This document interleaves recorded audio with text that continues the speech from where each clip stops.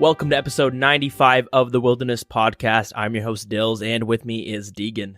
Hey, how's it going? So this week, we will be talking about how Jagex is going to be going forward with the future of the Oldschool Runescape team.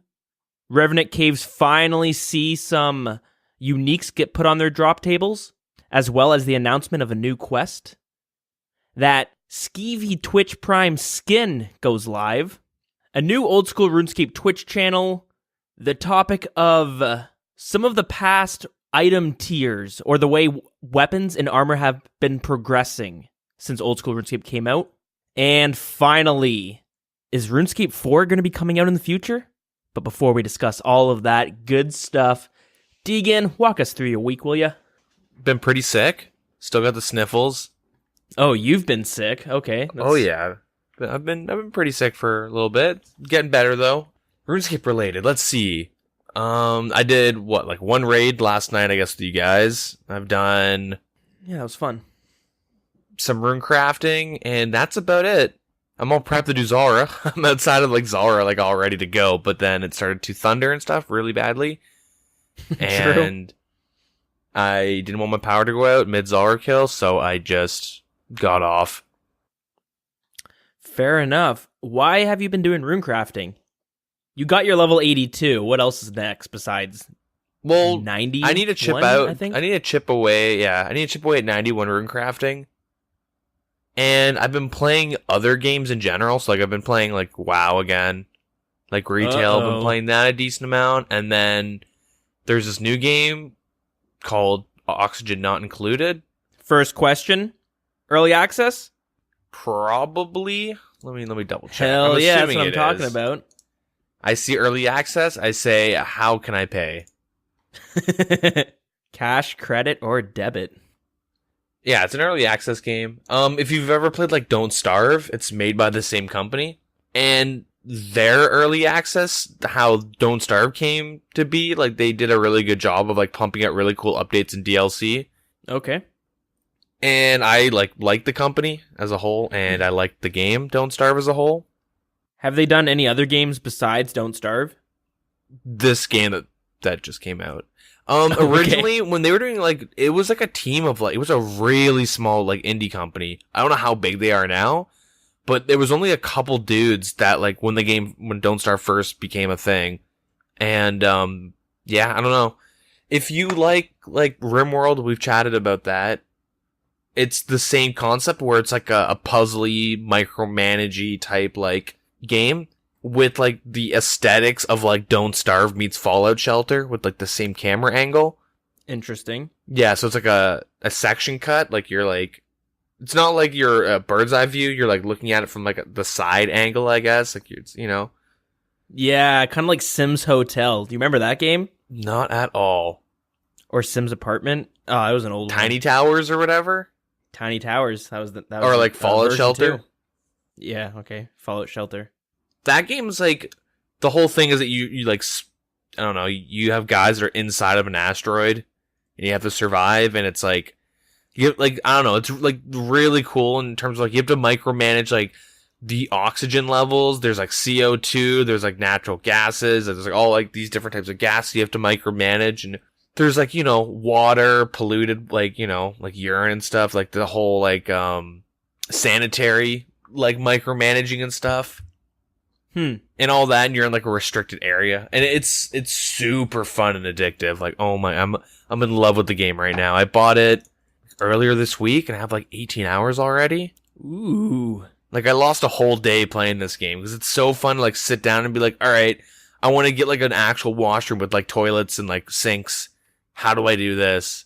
And then I fuck up something, and now I'm dumping piss in my drinking supplies, and everyone gets sick and dies. And I'm oh, okay, I learned something. Micromanaging games can be if they're done well, they're a lot of fun. But at the same time, I always find there's something tedious about every micromanaging game. Fallout Shelter, I really enjoyed that game. But you get to a point where you have a bunch of people within your shelter, and you have to assign them jobs and whatnot. And next thing you know, you're going through a list of 70 people trying to figure out who's the best fit for this one room. Just things like that. It started getting tedious, and then, okay, who has weapons? I have to go through every person to see who's equipped with a gun. RimWorld, great game. I really enjoy it, but there are some things that I'm just like, I just kind of ignore when it comes to... So RimWorld, you have your colony, you have your little settlement where people can move around and do shit, but if you want to go hard and do really well in the game, there's strategy where you can set boundaries for certain people. So if somebody's sick, they can't leave the hospital, or your animals can't leave this certain area so they don't get killed by other animals. It can get kind of tedious where you always have to keep track of who's under what restrictions. Same with the drug policies in RimWorld. I don't fuck with that. It's too much. True. When in doubt, you just treat them like robots and just give them name like farming leader or like farming 1, 2, 3. And you just like have the numbers and like who's the best at what. That's what I would do. That's smart. I love the whole micromanage aspect, and like that's why I was doing rune crafting, because it's super fucking AFK if you're doing bloods. Oh hell yeah! Like I wasn't even using mouse keys to chisel. I was like that AFK. Like I would just click once and like go back to my game and look back 2 minutes later and watch my guy finish the last block. I have done that as well. Yeah. So it's not too bad. I need to start playing some more RS though. It's hard though because now I just started playing Metro 2033. Holy shit! Is that a 4th game you just put under your belt this week? Well, I've had Metro 2033 since the second one came out, which was Metro Last Light, which was like I bought them 2015. It's been 3 years. Like I have Metro Last Light, bought it 3 years ago, never even played it. So that's a first-person shooter, right? Yeah, but it's more story-driven. It's a very story-driven FPS that's like super challenging. Okay, what's this story about? I'm always interested on how these games kind of come up with their stories. Some of them are real. The concepts for some of these games are really good. Whether the game is good itself, another story. So they're based on a book, the Metro's book series. If Audible would sponsor us, this would be prime real estate for them. just saying. Yeah, like the whole thing is that like it's based in Russia and you're like stuck underground, and then there's these like I'm not too far into it. I'm like 30 minutes into the game right now, into the first one. Is this like a post-nuclear war? Kind of. There's like these weird fucking creatures that like have driven people underground. And like everything is like super like slummy and like shitty. And it's really cool though, because there's like concepts of like ammo as currency. Cool. Okay. So it's really neat, and like the game it's really like cutthroat. Like it's super like, I mean, I'm playing on like some of the hardest difficulty just because why not? Is it an RPG? Like, not that I'm aware of. There's no art. I hope there's no RPG elements. No leveling up or anything like that. No skills. No. It's just like, very straightforward like shooting game that's like got a really neat story so far. I don't know. I'm not too far into it, so I don't want to give my opinion. But so far, it seems like really interesting. Like, definitely intrigued. And I was actually just told for someone on CC that there's like a third one coming out next year. So maybe that'll get me excited for it. All right. Yeah. So far, cool game. I tried playing the first one when I was on Windows 7. I had these really weird audio bugs where like I'd hear like random like cuts in audio, and that hasn't happened yet. Like I only did like the first like tutorial thing, and it was so shitty and buggy that I just didn't play it. So heads up, if you're on like Windows 7, you might have that issue, but Windows 10 it's been good. But yeah, I think that's pretty much it. I don't want to talk too much about other games, especially if I haven't played RS that much this past month. Yeah, fair enough. But yeah, anyways, I'm rambling too much. What'd you do this week? Let's see. How did my week go? Well, non-RuneScape, but it's still video game related. That new big No Man's Sky update came out a couple days ago. Yeah. So I've been playing that game again. Started a new file because they fully revamped the game. It's fucking unreal how much work they put into that last update. But I'm having a ton of fun with that. If that's a game where you're kind of interested at the start, but on release, you were super unhappy with it, as most people were, because the game basically was released as an early access game. It should have been. But since then, there's been 2 or 3 big updates plus this last one, which is bigger than every other update. The game really feels like it's what they promised. It's not exactly what they promised, but it's pretty damn close. But anyways, RuneScape stuff. I mentioned last week I had dabbled into the RuneScape 3 life. Very minimally. I have an Iron Man that I very rarely go on. Sometimes I'll do it just to see what's up. If I'm bored and I want to check out something, because the end game stuff, like the bossing and all that jazz, kind of, it really interests me. Some of it looks really cool, but, it's RuneScape 3, so there's a whole whack of issues there, plus you're having to restart the whole game. I'm not really making any progress, let's just say. I'm like level 22 or something. Good old RS3. But old school RuneScape related, I got 99 cooking on Monday. Yeah, I think it was Monday. I got it at work too, that's always nice, I guess. Nice. Did you guys have like a little work-related party for it? Yeah, I got yelled at afterwards, but it was a solid 5 minutes of people congratulating me until they asked me for an explanation of what we're celebrating. Nice. Yeah. So I've moved on to my next buyable skill that is pretty easy experience. Something similar to cooking, where you can AFK it pretty well. It's great for work on mobile, and it'll turn a little bit of profit. So I've moved on to fletching. I've gone from 77 to 81 since then. Doing yew longbows. Probably not going to string them, but yeah, you still make profit off selling the yew longbows unstrung. I don't know who's buying that for more money than the yew logs, but I'm not really complaining. Probably elkers. If you look at the high elk margins, they could be doing that. I personally strung them because I found using the bowstring, like you just got more value out of the logs and the bowstring. You get a little bit more value, so let's see. When I did it, it was worth my time. I was like, I did this like a long time ago though.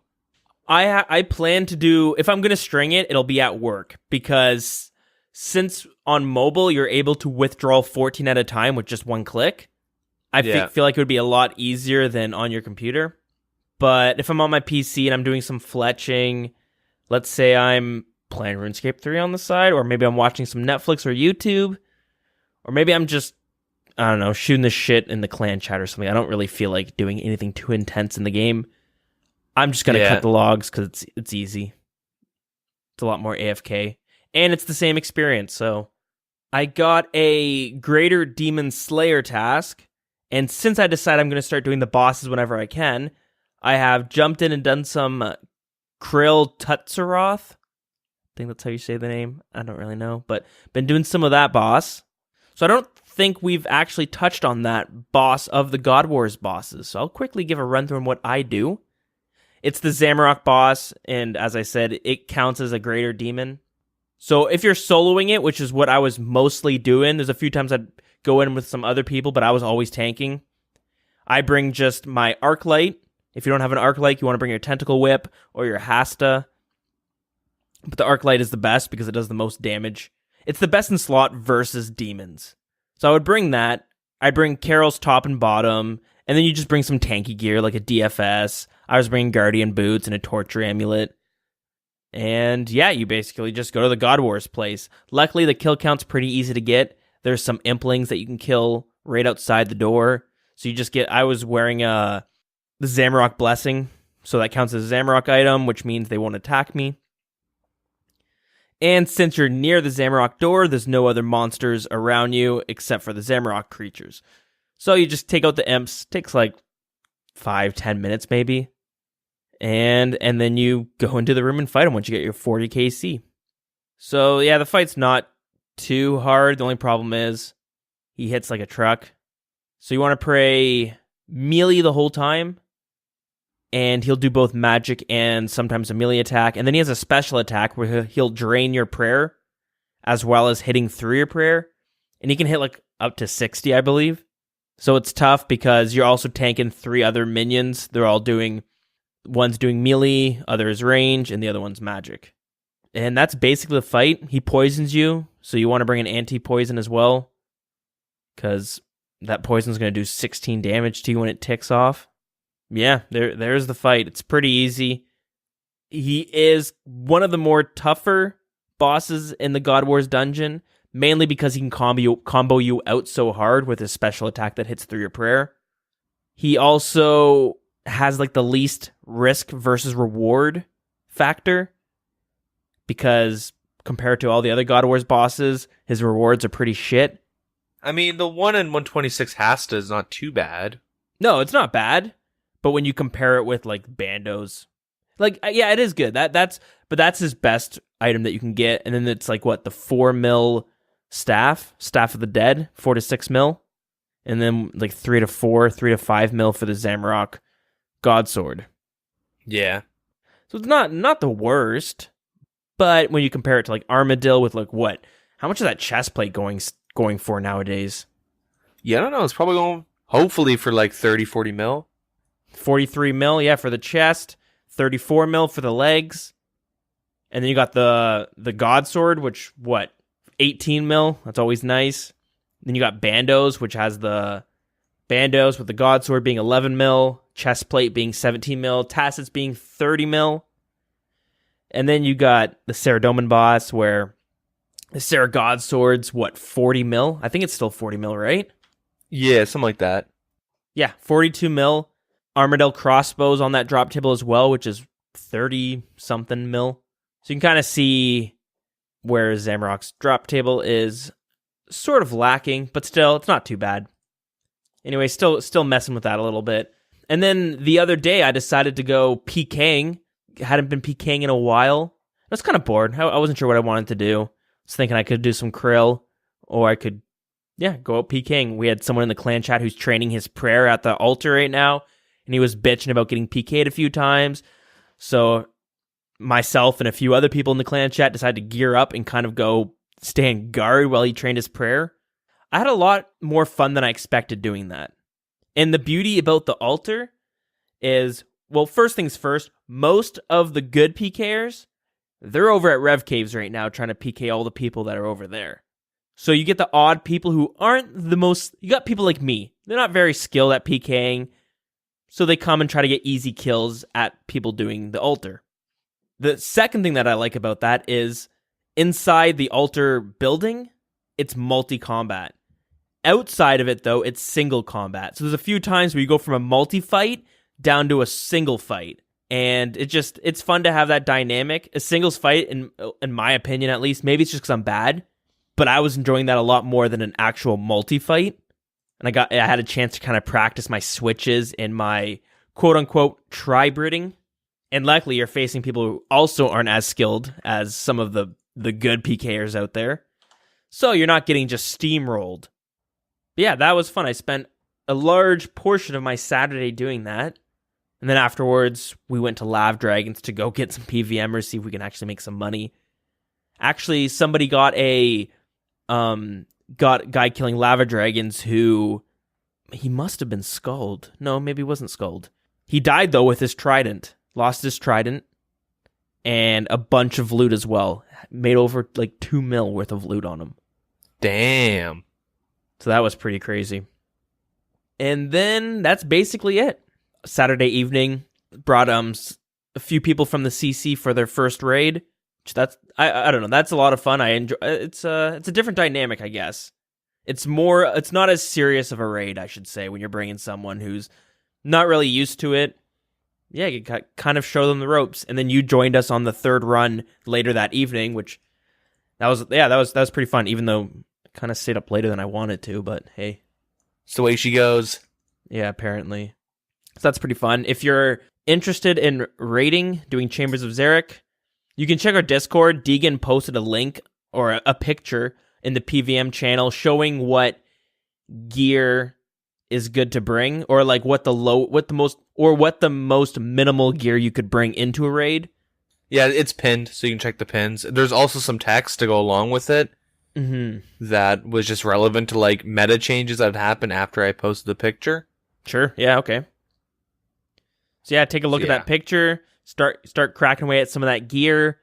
If your levels are decent enough, let us know, and we'll we'll start tackling some of those raids because, yeah, it's pretty fun. And ideally, you get enough people running the raid. After a while, when everyone's comfortable, they've done it a bunch, basically once we're all professionals, we can start looking at Theater of Blood. You know, you got your own group together now. You have enough people doing it where you don't have to go seek randoms. Could work out. But anyways, I guess we should jump right into it. I'm pretty sure I hit all the good talking points that I did this week. I probably missed something, but fuck it. Let's see what we got going on in the news this week. Yeah, so first up, we'll talk about the team structure improvements to Old School. I don't know if you guys remember in the past, but like we went over some like employee company reviews, and like 90% of them were negative. Yeah, you found a website that talked about, I guess people just reviewed their employment history with them. We got more news on that? Is that what you're saying? Well, the biggest complaint was how the team structure was like super shitty, and like the way Jagex was being managed was very poorly done.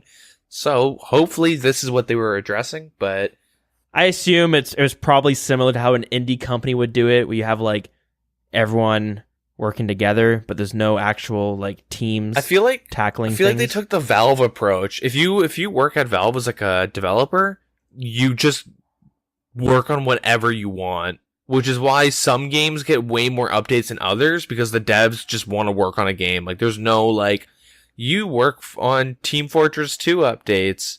It's like everyone just kind of works on like CSGO and Dota because they can do whatever.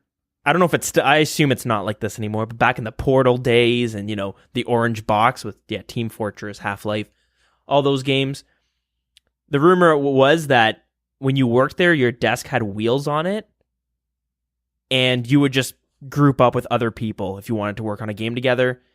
Push your desks together, work on it, finish it, spread apart, find another group, work on the next game. Yeah, if you ever read there's an employee handbook that quote unquote like I guess leaked with quotes. I don't know if it was leaked or Valve just put it out for like good PR, but they have like a handbook on like, so you decided to work here. Mm-hmm. And I only bring that up because it felt like that Old School had the same mentality of like people are like, you know, mainly developers, or it's not like you have an artist who's learning how to like, you know, code some shit. But I feel like people kind of worked on like whatever, which is why certain things weren't coming out. And so this kind of addresses it. So, because I'll just start off with the post.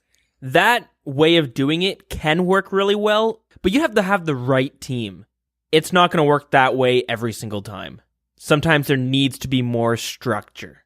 Yeah. It needs to be a little bit more corporate, right? Yeah. So they say with the increasing players in number and the ever-expanding list of mods, you know, there needs to be some structure changes. So one of the most important things about Old School is the community, of course, and they love the suggestions that we provide to them. They love that we can do their work for them. Yeah. So, yeah, they want to remain agile so they can quickly act upon those suggestions. So, it's no surprise that when we have a big project to work on, such as Theater of Blood, the resources we have available to look at your suggestions or quality of life improvements are limited, and it's very evident where it takes months to roll out a quality of life update. Yeah. Whilst they have found time to provide 59 poll questions for you to answer since Theater of Blood release, we are aware there is much more we could be doing. Keep in mind, in the past, they have had quality of life updates that get voted on and don't get implemented into the game. Yeah, it seems like when they do try to put it into... this happened a few times, but when they would try to put it into the game, since the way their code, they have like spaghetti code, they found out it was just not going to work. Or engine work meme, right? Yeah. A good example was the hit splats. I believe they wanted to have it so you could differentiate your hit splats from your opponents. Was that it? From your hit splats from other people's. So if you guys are all like attacking bandos. Right. 200 experience drop. You don't have to like Rain Man the experience drop and like how much that actually means in terms of damage because 8 people hit the guy at the same time. Yeah, it would be like the hit splat would be red, but it would be like a darker red or a brighter red. Yeah. For some reason, when they tried to put that into the game, the engine wouldn't let them. Yeah. It was no bueno. Clippy from Microsoft Word came up and said, "Oh, I heard you're trying to do quality of life. That's going to require engine work." Yeah. Would you like some assistance? And max cash stack drops. Yeah. Thanks, Clippy. So, anyways, so to simply put it, the team now consists of smaller teams. So each team will have a clear focus, which will guide their efforts. So, you have people dedicated to quality of life. I'm assuming mobiles. I'm assuming big focus or our team focused on big projects. And, maybe there's some people floating around helping out, but they have more of a structure, which is good because one, content gets focused on. Two, there's liability if something bad happens.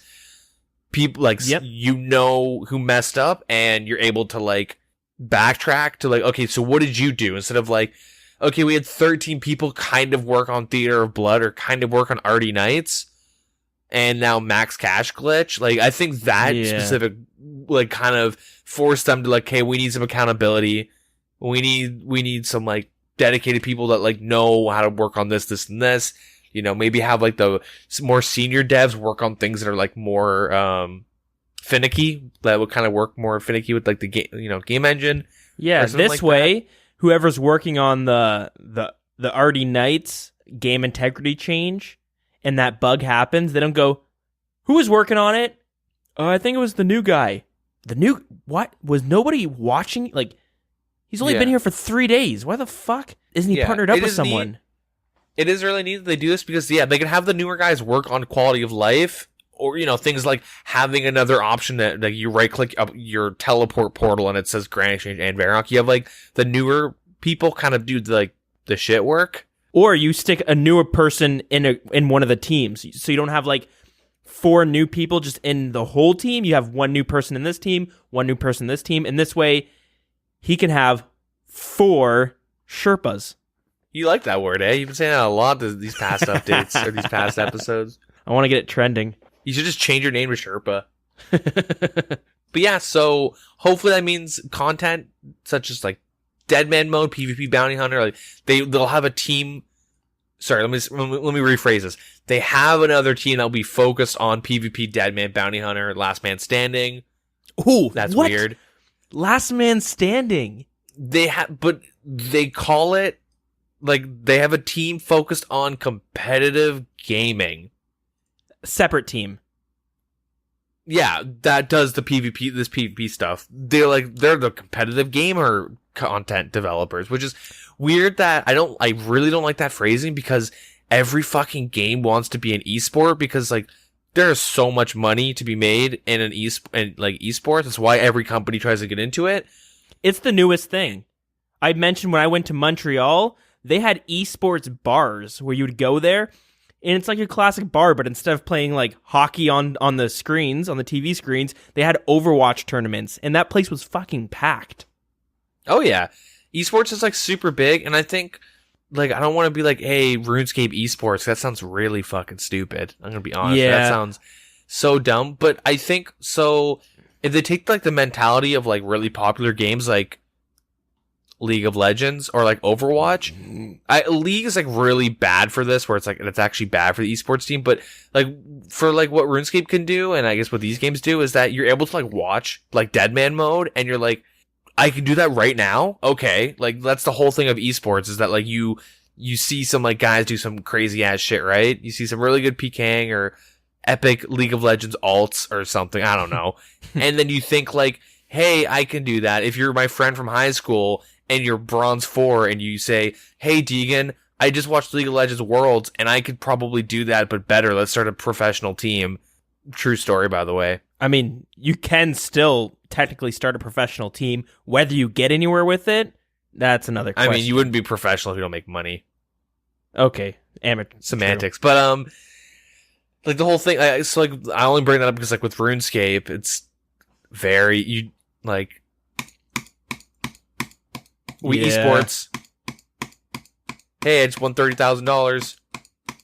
It's you gotta have a DDoS captain on the team too. Oh yeah, that's true. You got your clan leader, and then you got your DDoS captain. That's true. That's true. So there's a bit of strategy. You don't want to get a DDoS guy who's just gonna be, all right, we're gonna DDoS everyone, even ourselves. See, the key, even ourselves. You gotta have the clan leader live in the same house as another clan leader, so when they go to DDoS, they're DDoSing each other. Like they're Clan housing. DDoSing themselves, I should say. I'm waiting for RuneScape to get to a point where they have clan housing. Dude, that shit would be so gross. Be like feces smeared on the wall, like rot painted and shit, like above, like on the wall. It'd be fucked. I guess they've been making enough money off of Deadman mode because I'm like we talked about. They probably put money into advertising. I mean, their advertising money it's put into Deadman mode. Let me rephrase it like that, where they do like the tournaments because it's obviously amazing advertisement. You know? Oh, definitely.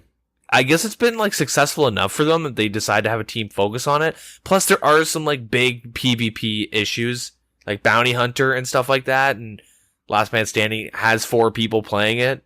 Oh, not even, because you need to have 24 people to start a game. There's a community of 4 people, but things like Castle Wars and stuff, which I don't like how they didn't put that in there. That's what I thought was amazing. Last Man Standing makes it into it. Castle Wars, oh yeah, I guess that's in the game too. Yeah, I don't know. I feel like Castle Wars has huge potential if they like changed like made the map smaller, made it like a 5v5 type game mode or something. Well, there is actually a YouTube channel, and they just focus on competitive Castle Wars games. There's a very small community of people that are, I guess, like max level, best gear, and they'll do like 2v2 battles or 3v3. And they have their own like tournaments that go on and whatnot. I'm pretty sure it's just for fun, but they have like a weekly or a monthly video that this person does. And if you watch it, you would watch that video and probably have the same thoughts as me. You'd be thinking, this has potential to be esports worthy. So you can see how there is potential into a lot of these. But I think a big problem is you don't want a meta to develop where it's every team's doing this and this. You want it, you know what I mean? Like, the good thing about League of Legends is there is a meta where, actually it's changed recently from what I'm aware of, but you'd have like a spellcaster or a bursty damage dealer in the middle, and then a bruiser top. Anyways, they have so many champions to pick from that even though you have that meta of positioning, there's so many champions that counter each other. This one's good for this one's good for that. And it changes with all the patches. So I think that's kind of the worry with some of these tournaments is you don't want what League needs? I mean, not what League needs. You know what RuneScape needs? They need like Clans of the Ancients, Coda. Yeah? And then it's like a MOBA, but you're playing RuneScape. That's what they need. Straight up, if Oldschool RuneScape was released in 2010 instead of 2013, we would probably got something like that instead of Last Man Standing. It's a very trendy game. Whatever the trend's going, that they're jumping right onto that. Yeah. And believe it or not, they kind of came out with a battle royale before a lot of other things. Yeah. No, they were, I mean, Gears of War has a fucking battle royale now. Every goddamn game has a battle royale. But RuneScape was like one of they're like kind of early on in they're in the first wave of everything making BRs. Yeah, exactly. RuneScape was able to come out with their battle royale and have it die before some of these other games came out with battle royale. Yeah. We need like an FPS game mode called like RuneScape Global Offensive. I can't think of another thing. Rune Shot. That. RS Go or something. Rune of Duty. Nice. Rune of Duty, I like it. Where it's a first-person shooter. Yeah. They just need to copy every popular game and just see which one sticks.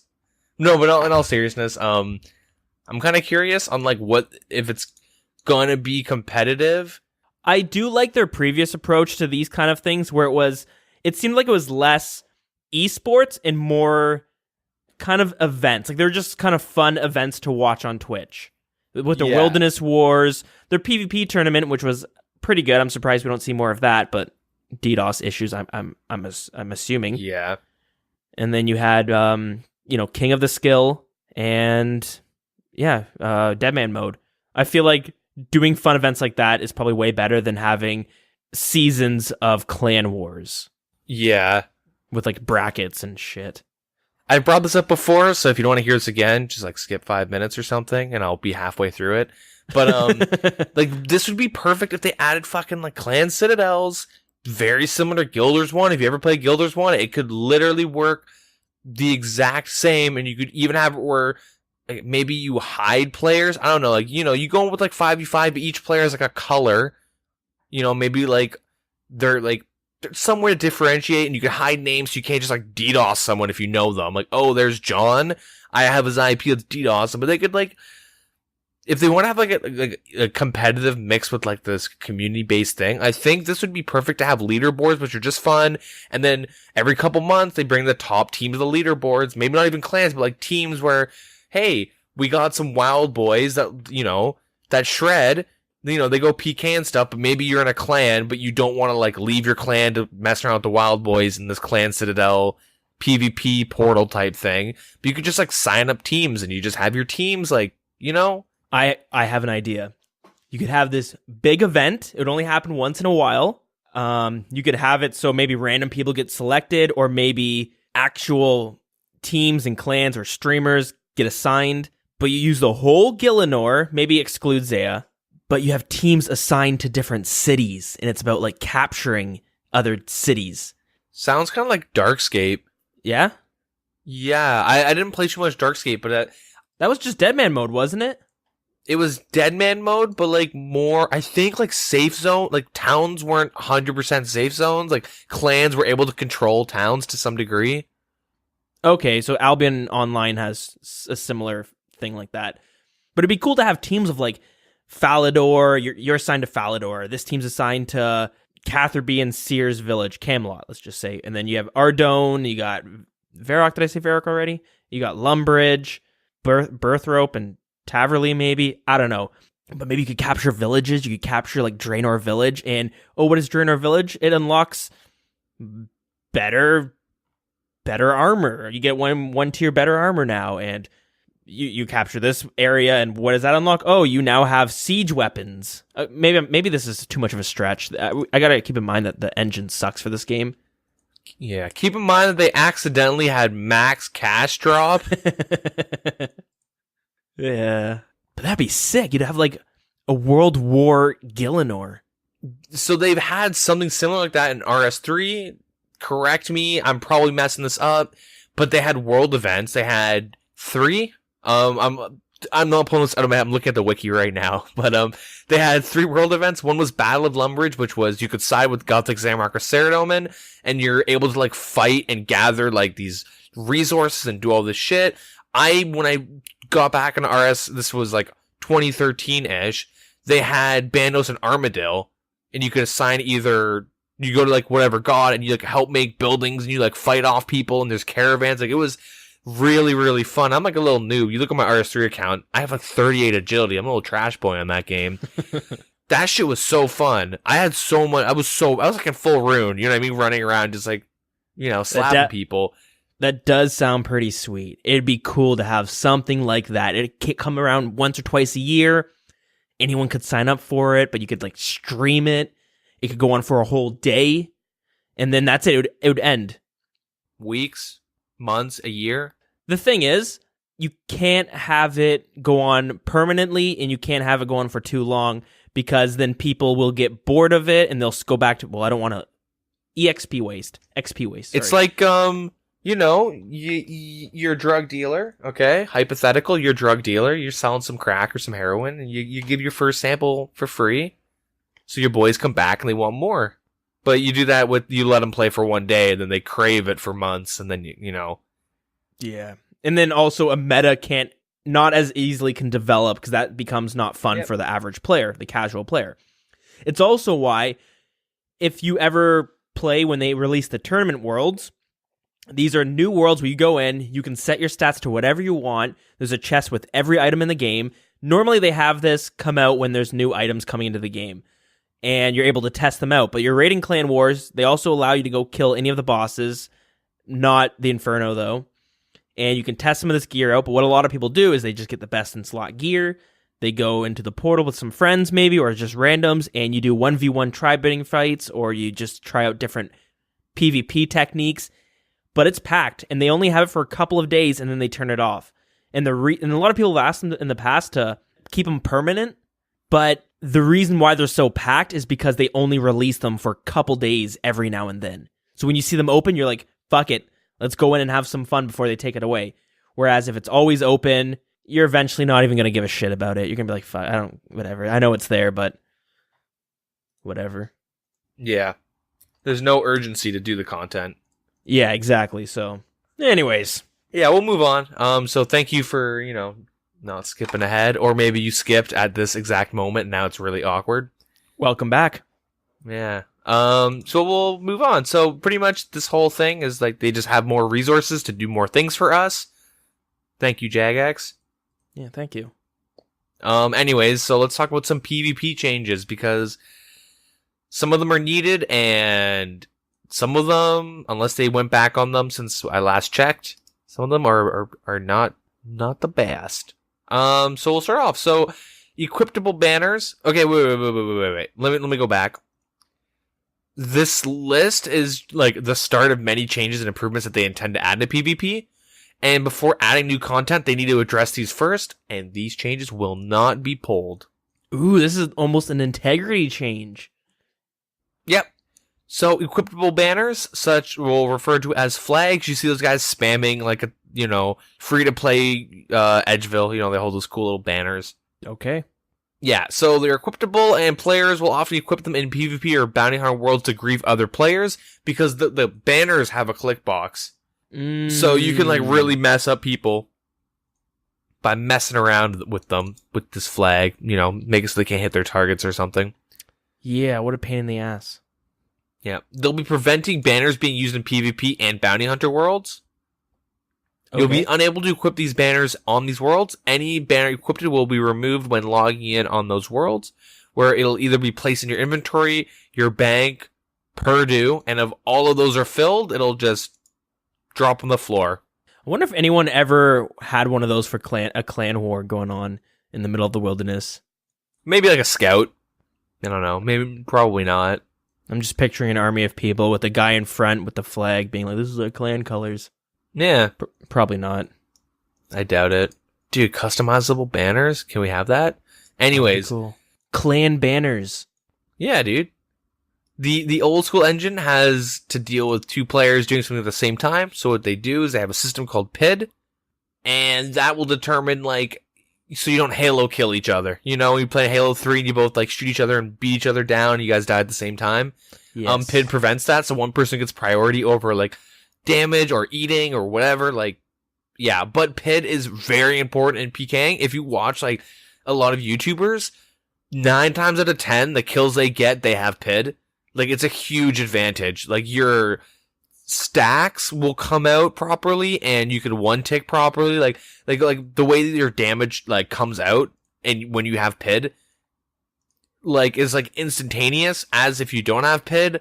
It'll be a bit of a delay. Best way to tell is you have a short bow and you and your boy are attacking each other with a short bow. One number will come up either just as soon as it hits or just before, and then the arrow will hit the person, disappear, and then the number comes up. It's also a huge factor in stakes and staking. Yeah, because one person will be getting their damage out faster, one hit faster. Yeah, sometimes generally if you're a big staker, you'll just give gap. You'll just wait a tick and then start attacking if you don't have PID. Seems to be the norm. I like to just put on a blindfold and click and just pray to God I get PID and I kill him. Mm-hmm. Anyways, so currently PID is randomized every 60 to 90 seconds. So 100 to 150 game ticks. 100 to 150. It'll randomize after that. But if you look at Deadman mode and stuff like that, the fights typically will go 3 or 5 minutes, and then the poison comes in, where you have a good chance, a decent chance of having PID throughout a whole fight, which is pretty nuts. Anyways, seeing that with PvP and bounty hunter worlds, the fights rarely go over 2 minutes. You use spec telly. It's what I always see go down. So in order to make these fights fair, they want to change the PID to PvP and bounty hunter worlds so that once every 24 to 36 players or 40 to 60 game ticks, the PID will get randomized again. Cool. Nice. Yeah. The worlds 318 and 19 are dedicated bounty hunter worlds, and they rotate every 2 weeks. And when a player enters the wilderness on this world, the bounty hunter target system will track a player that is close to their combat level and will match them up as targets to fight. It is often the case that the system will assign someone that is deep wilderness and you're not deep wilderness. Yep. So you get like a lot of skips and you get a penalty and all that stuff, which sucks. So as part of the PvP Quality of Life month, they drastically reduced the penalty for skipping targets that are more than 5 away from you. This had a noticeable impact on the frustrations players were facing trying to get targets, but it doesn't really help them that much because they still have to skip a lot. So if you go to an emblem trader located in Edgeville, there'll be an option to toggle between being able to receive bounty hunters 1 to 10 only wilderness, so you can't get guys that are like 11 plus wilderness levels away from you. Yeah. Yeah. Or I guess levels 1 to 10. If you're doing PVM content, usually there's 3 types of worlds that are kind of good to go to if you want to avoid PKers. Sort of. These are high populated worlds because most PKers... Wait, is it high populated? What is it? World 2 has always been a good one for me because people don't tend to go there because they assume no one else will go there because it just seems like a bad choice of a world to go PVM in. The next is PvP worlds. They seem to be pretty safe because most PKers will assume not many PVMers are in a PvP world, so they won't really be looking for those worlds to look for someone killing Callisto. And the Bounty Hunter world as well, because most people are just killing people at their level. Unfortunately, or fortunately, depending on who you are, there is a teleport available that allows you to teleport right next to them. It's a little expensive. Yeah, I noticed that I didn't bump into too many PKers when I was running there. And I know when I've done PVM content, I was always surprised how less amount of PKers are actually there. I could be wrong. It could be just super anecdotal, but from my experience. My go-to thing, if I'm solo PKing, I always go to Bounty Hunter Worlds, and I was hitting singles. Or I'll like go from Labadrags down to north of Venenatis, because there's a PJ timer in the Bounty Hunter Worlds. Right. I think it happened on stream where I got jumped by a team of 3, and this has happened like quite a bit, where like a team will jump me in multi, I'll tank to singles, and they don't know there's a PJ timer. And so I can just sit there and attack a dude, and like he'll off me, and then his buddy will stand next to me trying to like de-spear me into multi or some shit. And you're like, no, Gotcha. And then you fucking kill one of them in their team, and you're like, yo, I'm so good at this game. Look at this 3 ticks, like 2-way switch, boys. Check this out. RuneScape professional. It's super nice when that happens, though. And it happens more often than not because people just like I'm confident to say that like the average PKer isn't super good. So if you go to like Bounty Hunter Worlds, like I didn't even know that was a thing until like I had dudes trying to de-spear me in a multi, and I'm in a Bounty Hunter World attacking their clanmate, and they're all going, "Why the fuck can't I hit you? He's been off you for 20 seconds." It's like, well, I have no idea, but I'm totally down for this. Do you have your player attack disabled? Is that hidden? Yeah. I don't know what's going on, but thanks for the free kill. So I guess they want to make it so you don't get paired up with people, which I think is a good change. These 2 changes are very necessary. The looting bag, which is another change, and this one sounds really interesting, which I think it should have been a thing on release. Hindsight 2020, I guess. I never really thought of this. But they want to improve the way the looting bag functions and make it accessible for the use of all players. Because as of right now, you kind of have to like drop some shit to put shit in the... You know what I mean? You have to fill up your inventory to fill up the bag, and it's like really annoying if you're a PKer. It's good for a PVMer, but not good for a PKer. Generally. So they want to give the looting bag an option to open or close the bag, so you can open the bag and it has a new interface, and you're able to like pick up stuff on the ground, and it'll directly go into the looting bag. Oh, wow, that's really good. That's great if you're PKing and you get somebody and you don't get the best. You know, a lot of the time you'll kill someone, and the best loot is like a Niet's not helmet. Niet's not. Helm of Niet's not. Nate is not. Nate, it's not. Okay, whatever. Like, nay, it is not? Yeah, stupid words in this game. But that'll be like your best item, but you're leaving behind a bunch of, you know, super restores, a super combat potion, maybe some Xerix robes, but you don't want to pick them up because it's like, you got to sacrifice food for it maybe, and it's only worth like, you know, black d'hide body, what, a couple, like 5k? Yep. But if you have this looting bag, you get a couple kills, it's nice, it all adds up, right? Yeah, it's good stuff. Makes it more useful because I bitch about this all the time, but like I'm not complaining right now because when I say like when PvP updates come out, they're actually PVM updates. They're just in like a no-fly zone, but you have to go to that. You have to fly in that zone, and you're just waiting to get gunned down. Yeah, like the Revenant Caves. The PvPers aren't going, yo, fuck, I love killing Revenants. They want to kill people killing revenants. Yeah, and the looting bag is nice. I can kill 14-ish more green dragons. Nice, dude. And then then you die, and then the PKer is like, I can't. This guy's got 40 fucking d'hide or dragon bones. I'm gonna bury a couple and then leave. Guess I'm dropping my whole inventory and looting this. Yeah, and I'm dead because someone froze me off my food pile. Yeah, really, really nice change. I like that a lot. Exciting to see. The teleblock, which is widely used throughout the wilderness, it is a powerful spell that players should fear or be fearful of. I like how they have to let us know how it is. But anyways, guys, it's not a buff. I mean, it's in the game for you not to want to get hit by it. Yeah. The teleblock is abused by teams or solo players to prevent them from being teleblocked for the full duration. This is done by applying a teleblock to your character via an alt or friend and waiting for the duration to expire, granting you 1 minute of immunity against other players that have teleblocked you. Oh, interesting. Which I didn't know that was a thing. That is really, really smart, but fucking douchey as hell. So they'll be changing the way teleblock works so that the effect is completely removed when logging out. This includes a 1 minute immunity period as well. So that's pretty big. So this means that any player who gets teleblocked but is fortunate enough to have logged out will have the teleblock effect completely removed, including the 1 minute immunity period. So in that situation, it's generally accepted that they've escaped. If you were to get teleblocked but were unable to log out and had to survive for the full duration, once the effects of teleblock expires, you would have 1 minute immunity to be applied again. Because I guess PVMers aren't TBing themselves before they go to revs. It's like PKers are praying magic, getting an alt to TB a bunch of people or maybe themselves. And then it's like, okay, I have 10 seconds on my TB. We'll start world hopping. And they just world hop. Now they have a minute immunity and blah, blah, blah, blah, blah. I could see it working both ways.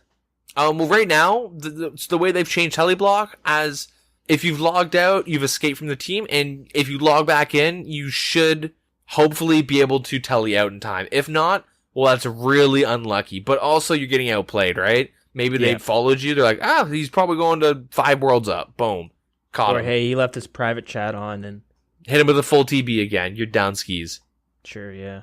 PVM deaths in PvP. So at the times, players will get a kill. Hey, we talked about this last episode. Players will get a kill in PvP and receive no loot. And this is the way the game determines who should have assigned the loot or received the loot in a PvP situation. And at that moment, it didn't correctly identify the recipient. They've been aware of this issue for some time. And thanks to a YouTuber, they are now going to change it or really looking to changing it. Yeah. They're investigating the cause of this and potential fixes they could implement. And they're well aware of the recent video that Torvesta made. Yep. That must have been an awkward meeting. Well, the cat's out of the bag now. I think they noticed that. And if they weren't aware of it before, now they were. But on the other hand, you have a bunch of people watching this video and they're going, I can do that? People are probably abusing the fuck out of it. So they'll be looking to change it so that they'll give the loot whoever dealt the killing blow if no PKers is found by the existing system, the dying player had been hit by another player recently, and the death occurrence in the wilderness or PvP world, if they're in that area, yeah. Kill. So they'll be changing how loot is received. I could easily see it being you're clanning with your boys. I hit him for a 98. You hit him for a 1. You get an AGS and you tally out. I could see that happening. If they're just changing the way killing blows are affecting the loot. Some random non-clan member comes and snags it. Yeah, exactly. Yeah, but that'd be. I'm sure that's a lot more rare. Yeah, the lesser of two evils, somewhat. Yeah.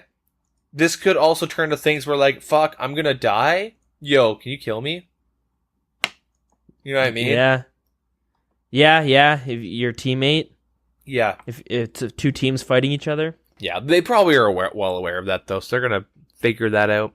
But yeah, so animation delays. Within the 5 years of Oldschool being out, players have mastered the game and figured out numerous little tricks to change the way you can play the game. So there are things like using animations of different actions to delay what other players are seeing your character doing. The pot trick, you don't know what that is. Let's see, when I'm going for an AGS spec, you will drink a potion as you're swapping to your weapon, and so you're drinking it, you hit him with an ice barrage or something, you're taking a sip of your super combat, and then boom, you hit him with an AGS, and then You got skunked on. There's a Guthix tea that a lot of people use that for. Specifically, it gives you a little bit of health, but you get like 4 sips from it or something, and they use that just to hide their animation of switching to their spec weapon. Yeah, and it works similar to like Karam Bond and stuff. Doesn't like give you tick delay. There's also things like the home teleport spell, which will change the animation or like hide the animation of certain special attacks and hits. So yeah, so they'll be changing. You'll be unable to use home teleport if you've been in combat recently, and they'll be changing home teleport so it no longer stalls movement. In addition to this, they'll be looking at ways to change the way dropping items work, so it no longer interrupts animations either. Which sucks because it was really neat playing my Obby Mauler, and like when I was swapping to my Obby Maul doing the home teleport trick. Yeah. Because I'm hitting them with like, my RPG cannon, and then like all of a sudden my dude is like, when you like log in and your feet are together and your weapon is like coming straight out of you. You're holding like the two hand like the old way. Like that would happen with like your Obby Maul, and then they get like smacked really hard. That stuff was like really fun to do, but I can see it being an issue. And yeah, you'd watch a video where someone was using the home teleport method, and you'd see them kill someone, and you're like, wow, that was really cool. But at the same time, that guy could do nothing except for safe, and then you get called a safing noob. PK with that public off, Yeah. Mute all. Can't be a safer if you don't get called one, right? Yeah, exactly. But yeah, special attack, stacking, and trading. So in single combat zones, players are kind of ragging people like in clans, or clans are ragging players by excessively specking someone, so you're able to like spec someone a bunch and then give them your spec, and they can keep like specking, and you can spec trade like that. There's also, sorry, let me rephrase that. Wait, maybe not. I don't know. But there's also, you spec someone and you off the target, and then someone else specs, and you can just sit there and, hey, he's barrage. Let's all just AGS spec him twice, and then, I mean, that's just PJing, but there's no delay as you would in a bounty hunter world. You just you just spec over and over again. It's really cheap. Yeah. And they want to change how special attacks work, so that if you're attacked by a player using a special attack while in single combat, you cannot be hit by a special attack from a different player for 10 game ticks, 6 seconds. This change would mean that a player who attacks with the first special attack will freely be able to continue using special attacks against you. But if a different player attempts to special attack you, they'll be unable to do so until 6 seconds have passed. Okay. I guess we'll leave this one for last, because this is like the controversial one, but we'll move on for now. Spellcasting delays. If you've noticed, there's like weird things where like if you eat on certain ticks, and if you cast the wrong spell, you'll have like a delay. Like the eating, sometimes you get an additional tick delay, but with casting the spell, if you cast the wrong one, like maybe you don't have the level or the runes for it, there's a delay before you do your next one, which is super weird, and it doesn't make any sense, but they're trying to figure out how to fix this, so they're aware of it. Combating ragging and emblem farming, they have a whole host of PvP related tracking variables in the game to help gather data on this. Okay. Ragging's a pretty big issue in certain communities, and emblem farming is just an issue in general. The emblem farming like community or bots, whatever they are so like they're so well done that they have like level 20 Iron Man 10 HP Obby Maulers. So if you go into rag them, you just literally get one shot by this Iron Man with an Obby Maul. Wow. Like they put in fucking work. They have like dudes protecting these. Like it's really, really interesting how they do this. I guess we'll talk about the last one because this is a little bit controversial. So the smite effect. So some weapons such as the BGS and the Ancient Mace have a smite effect which accompanies damage dealt with prayer drain.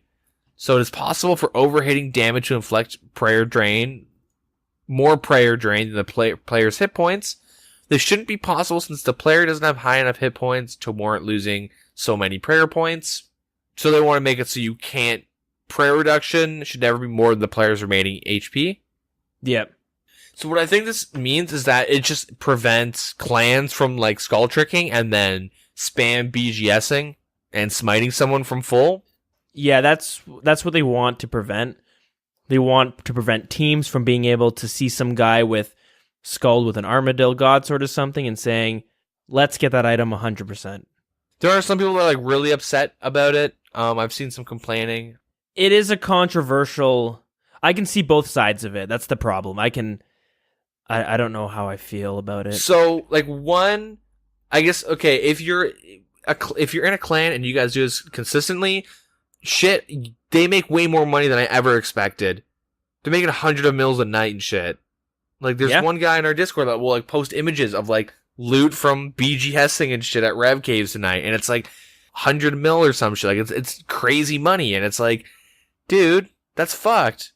Like, what? Like, I would expect, oh yeah, we smited, we like BGS stacked like one AGS, but yeah, some of the money you can make from it is like ridiculous. I know you're splitting it between like 20 players and stuff, so it's, not all one person. There is a lot of money being like kind of funneled to PKers by kind of like abusing a mechanic, and so PVMers don't really like it, but if you're getting skull tricked also, that really does suck.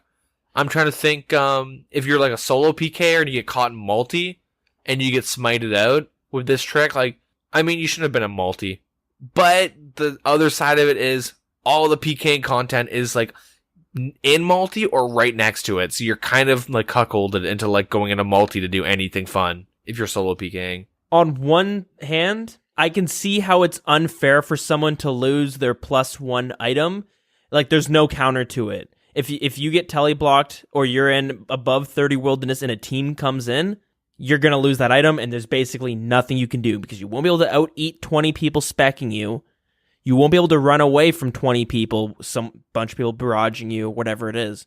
So it's kind of unfair that you're going to lose your items and there's nothing you can do about it. On the other hand, should you be able... Like, the wilderness, the mindset should always be... Whatever items you're bringing in, you have to be okay with losing. Yep. So does it make sense that somebody could bring a bunch of shitty gear, but also bring some D-claws because they know that they're able to keep that item if they don't get a kill? If they're going to die, they're not going to lose that item.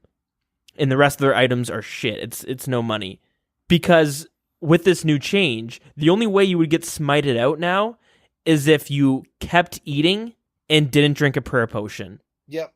But if a team logs in and you're at full prayer, unless your prayer is a lot lower than your health, but if a team logs in, let's say you have 99 HP and 99 prayer, you could just go, all right, I'm not going to eat. I'm going to let them kill me, and they'll drain my prayer a little bit, but they can't take it all away. If I'm getting jumped by, like, I've been jumped by teams, and it's like, there's no way I'm tanking this, I will just sit there and spam prayer pots. I'll lose 200k, have fun with my salads, Eat healthy for once, buddy. You just, if I were to get, thankfully I haven't been de-speared in like Ancient Maze or BGS before. I've had buddies that it happens and it sucks, but it's kind of part of the game. So like that's mainly with the clanning thing. And like I know that will affect clanning in general. Maybe it'll pressure clans to kind of go back to their roots and look for other clans to fight instead of like we'll just like you guys get these worlds, we'll get these worlds, and we'll just like clear PVMers and make bank. And then the way they phrase it, so they say they'll be changing it so prayer reduction should never be more than the player's remaining HP. Does that mean you're like this is gonna affect Bounty Hunter and PvP so much? Like the way they phrase it makes it seem like if you're on like I don't know 30 HP and I AGS spec you like if I'm like in a Bounty Hunter world, will I still be able to smite as many items as like I could before? Probably not. It seems like it's a devastating change to skilled PKers because it seems like the way this will work now is that the way you will be smiting someone is consistent damage and they're eating a lot but not drinking their prayer potions, or they run out of prayer potions. And they're still eating and deciding to still go on with the fight. So this is like a pretty negative change to all of the really skilled PKers. This includes people who clan. So that's where the controversy comes in, because it's gonna hurt the profit they make. Yeah, and I really don't want it to be a thing where Rev Caves is now like like, I don't know. Like, I do like the idea of, like, you're in Rev Caves and you have an Elder Maul. It's still super sketchy to bring that in, especially if you get skull tricked. Like, you know, you can be fucked. Like, it kind of gives you urgency to, like, play smart. Mm-hmm. Same with, like, a blowpipe and all that stuff. I don't really know exactly. That's the problem, though. I can see both sides of it. I can see why, if you do this, it might hurt the high-end PvPers, like, a lot. It might prevent people from wanting to PK as much, because what's the point? You know, we're not going to make that much money. How much money can you make off black D hides? Which sucks. Yeah. You don't want to lose people in the high-end PvP community. That being said, they also want to bring in more casual PKers. Yeah. So now with this change, a more casual PKer will feel more comfortable bringing a whip instead of a dragon scimitar. Yeah, I think the main thing is if I'm fighting someone and I see they have an AGS, I don't give a shit that they're in Mystics as well. It's like, nice, they have an AGS, I have a chance to smite that. If I'm going in for, like, my big spec to KO them, I'll quickly throw on smite when I do that. Like, yeah. It's risky, but, like, yeah, I might smite them out. But if they, like, change that so, like, it's not really a viable option, unless they're just not drinking prayer potions. Like, if they have their prayer just, like, more than their HP at all times, you know, will that deter me from wanting to fight them? And will that make me want to just go camp Chaos Altar and kill people bearing bones? But, yeah, anyways, we should... Well, before we move on, it seems like they need to bring an alternative if they're going to do this change. You know, maybe bring that. Remember that amulet that would help you smite, but it didn't pass the Rev Caves the first time around. Yeah, it feel like that would be perfect to have into the game if they're making this change. Yeah, or maybe having, I don't know, a new prayer that's like Ultra Smite. Maybe it drains your prayer for as much damage as you do, but it also does the same prayer drain to them. So this way you're like smiting yourself and them at the same time. Everyone's always on 0 prayer. Always. Yeah. And I spec to 70, and I'm smited, and avenged, and I'm dead. Yeah. I don't know. It seems maybe they're opening a door to bring in some items to make up for this one. Yeah. But at the same time, that shit ain't gonna pass. Yeah. Nobody wants to bring in items that are gonna allow other people to take their items easier. Yeah, no, it's weird. Yeah. I wonder how these will be taken by the community. But yeah, anyways, there are 4 poll questions.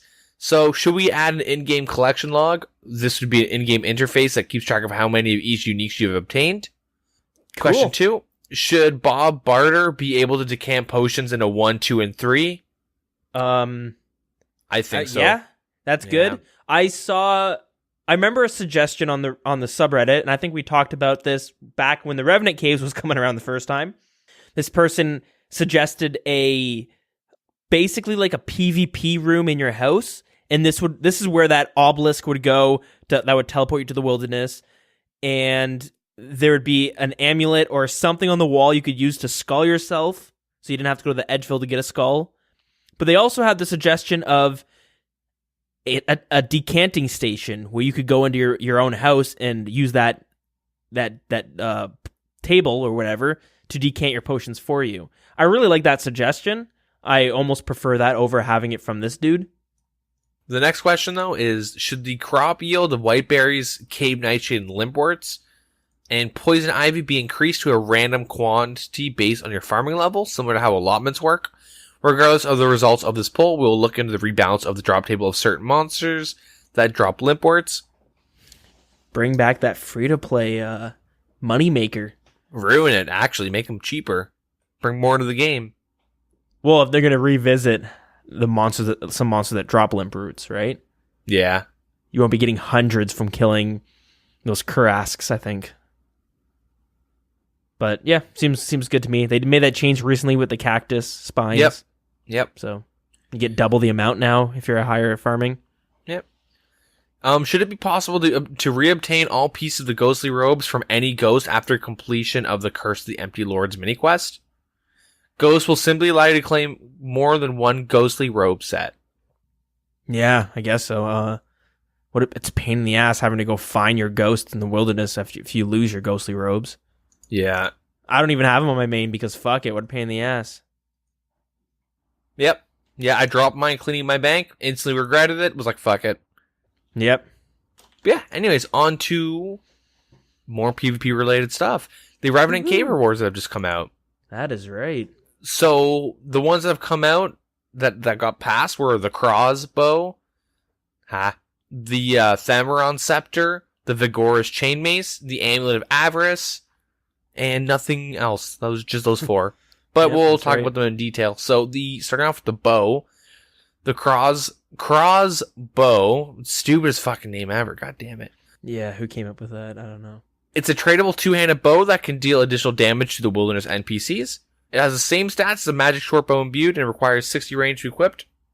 When charged with a minimum of 1000 ether, an additional 50% range accuracy and damage boost is activated versus any wilderness NPC. This effect will stack with the Slayer Helm or the Salve Amulet, but does not allow both effects to stack. This includes imbued versions of each as well. The bow does not use any ammo, like a crystal bow. Instead, it uses the Revenant Ether stored within it. 1 Revenant Ether is used per hit, even if it misses. Any Revenant Ether stored within the bow is always dropped on death when inside the wilderness. Ooh. Yeah, that's a little pricey. I'm curious, because it says it deals additional damage to wilderness NPCs although when charged with a minimum of 1000 Revenant Ether, an additional 50% accuracy and damage is activated. Yeah. So does that mean you put in 1000 Revenant Ether, you only get that 50% damage boost for one shot, and then when it drops below? I believe so. It's to force a risk if you're going to bring it in. Yep. I saw this was selling for like 400 mil. It's probably cheaper by the time you're hearing this, but apparently it is really, really strong, and it looks super nice. It matches like perfectly with Arma. Yeah, it does look really cool. The next one is the Thameron Scepter. It's a tradable one-handed magic weapon that can deal additional damage to wilderness NPCs. 60 magic, same as a Master's Wand, requires a minimum of 1000 ether. You gain an additional 100% magic accuracy and 25% magic damage boost versus any wilderness NPC. This effect will stack with the Slayer Helm, all that stuff, same thing as the bow. Yep. It looks pretty cool. It looks pretty Zamorakian. Yep. I haven't really heard anything about this. It seems like it's very strong. I don't know what monsters you're going to want to cast spells against besides maybe Scorpia. I know people use the Trident against the Crazed Archaeologist, and then Lava Dragons is another one. But you're risking a lot more with this staff than you would with the bow, because you lose not only the ether, you lose the runes as well. Yeah, so I don't really know how that's going to sit, but I guess we'll see in the future. And then the next one is the Vigorous Chainmace. So it's a tradable one-handed flail that can deal additional damage to wilderness NPCs. Same stats as Dragon Scimitar, 60 attack, 1000 ether, you get 50% accuracy, 50% melee damage boost versus any wilderness NPC. Stacks, same as everything. I saw a video of a guy hitting 60s on a Zerker super consistently with this against Vedian. Oh, yeah, okay. Yeah, it seems pretty good. This thing shreds. Like, people were like two-shotting the dogs and stuff. Those skeleton dogs. Like, it's really good, and it's really accurate against things that are weak to crush. Yeah, although it seems like for Callisto, you're still going to want to go with Verax. Oh, yeah, for sure. Such high defense. You want that special effect to pierce the armor. Yeah, exactly. So it looks...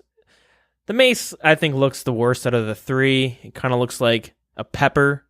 It looks like, what's that Pokemon? Kind of like Shroomish. Is it Shroomish? Shroomish? Yeah, it looks like Shroomish on like a string or like a on a chain. What gen is this? Whatever Sapphire is. Oh, okay. Yeah, it does kind of look like a Shroomish. I look at it and I just see a pepper. A pepper on a stem with a long stem. Yeah, it looks really dumb, but can't win them all. Whatever. Nope. Don't know what the price is sitting at. Haven't really heard anything much. I just know it's really, really good against Fedian. The Amulet of Avarice. Within the Revenant Caves, there are a plethora of NPCs, many of which are killed frequently for the Wilderness Slayer tasks. It's no secret that a lot of wilderness activities are a trade-off between risk versus reward.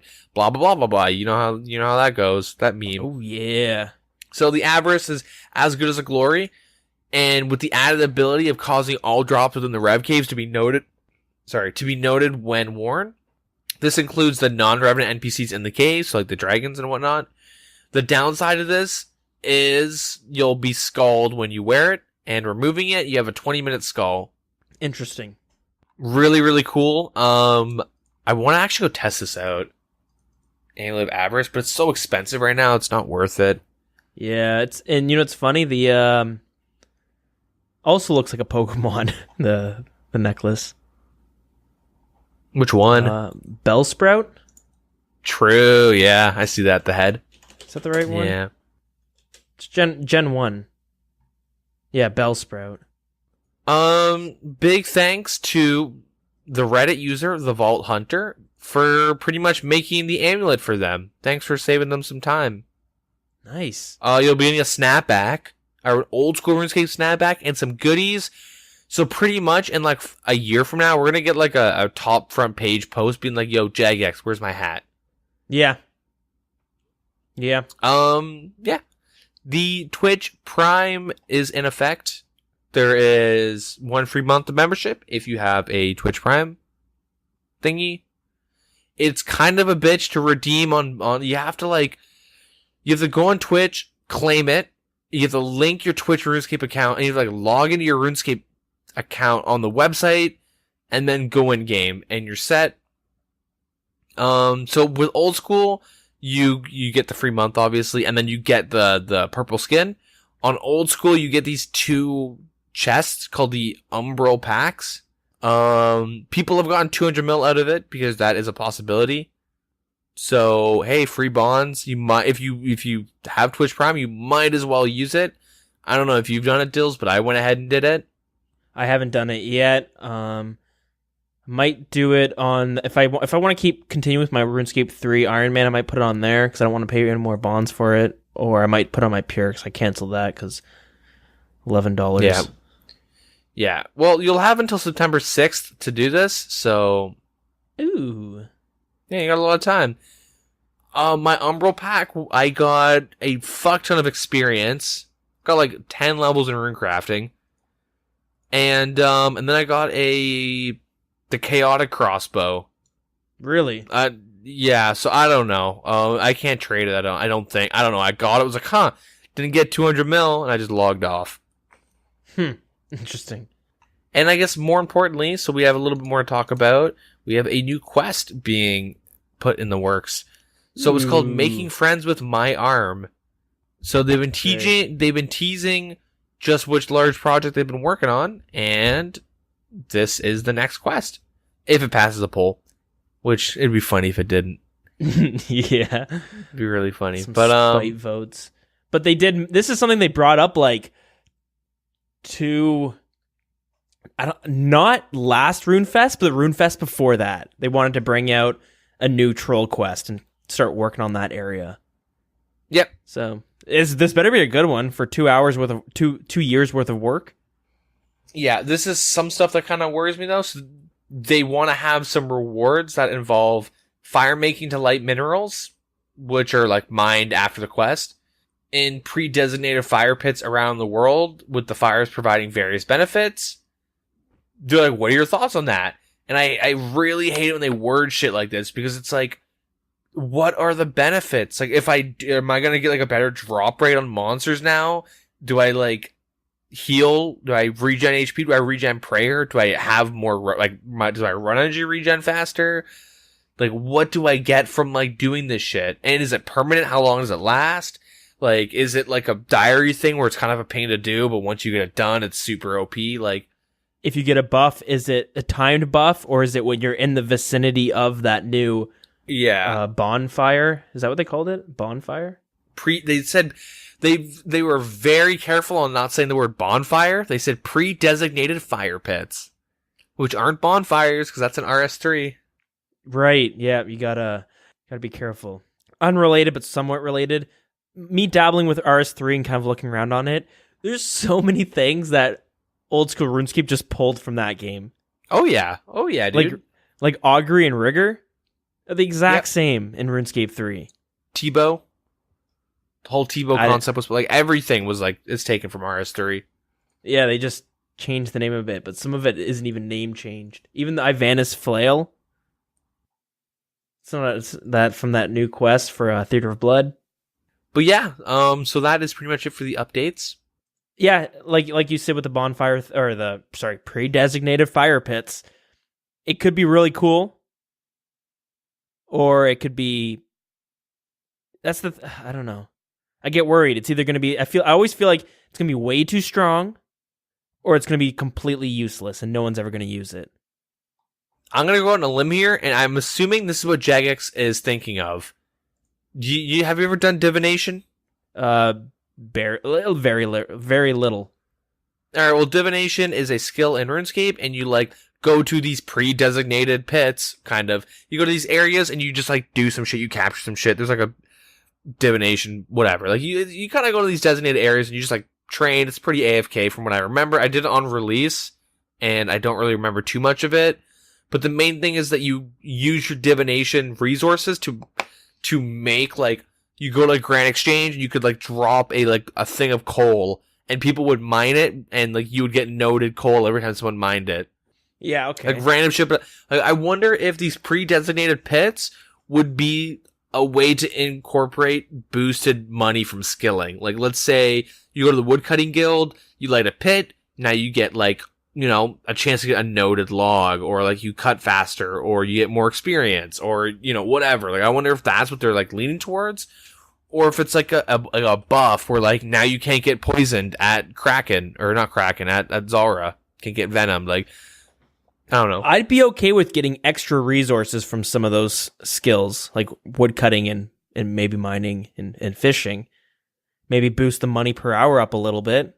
Everyone complains about how little money skilling is versus PVM. I think I'd be okay with something like that. An EXP boost? Agility? Fucking right. If I can jog on the spot next to a pre-designated fire pit and get like 60k an hour, best update that this game could ever have. How about like you just click it and you just, what agility level would you like? And you're like 99. It's like, congratulations. Oh, here's all the marks of grace you would have got anyways. That's good. Yeah, you better perfect. send that into Jagex. Fuck. Yeah, I want my snapback. Don't take those stickers off though. Yeah, that's true. But I'm interested. It'll give a little bit more use to fire making. Right now, fire making, it should be called Winter Todd. Yeah. That's the only thing that, yeah.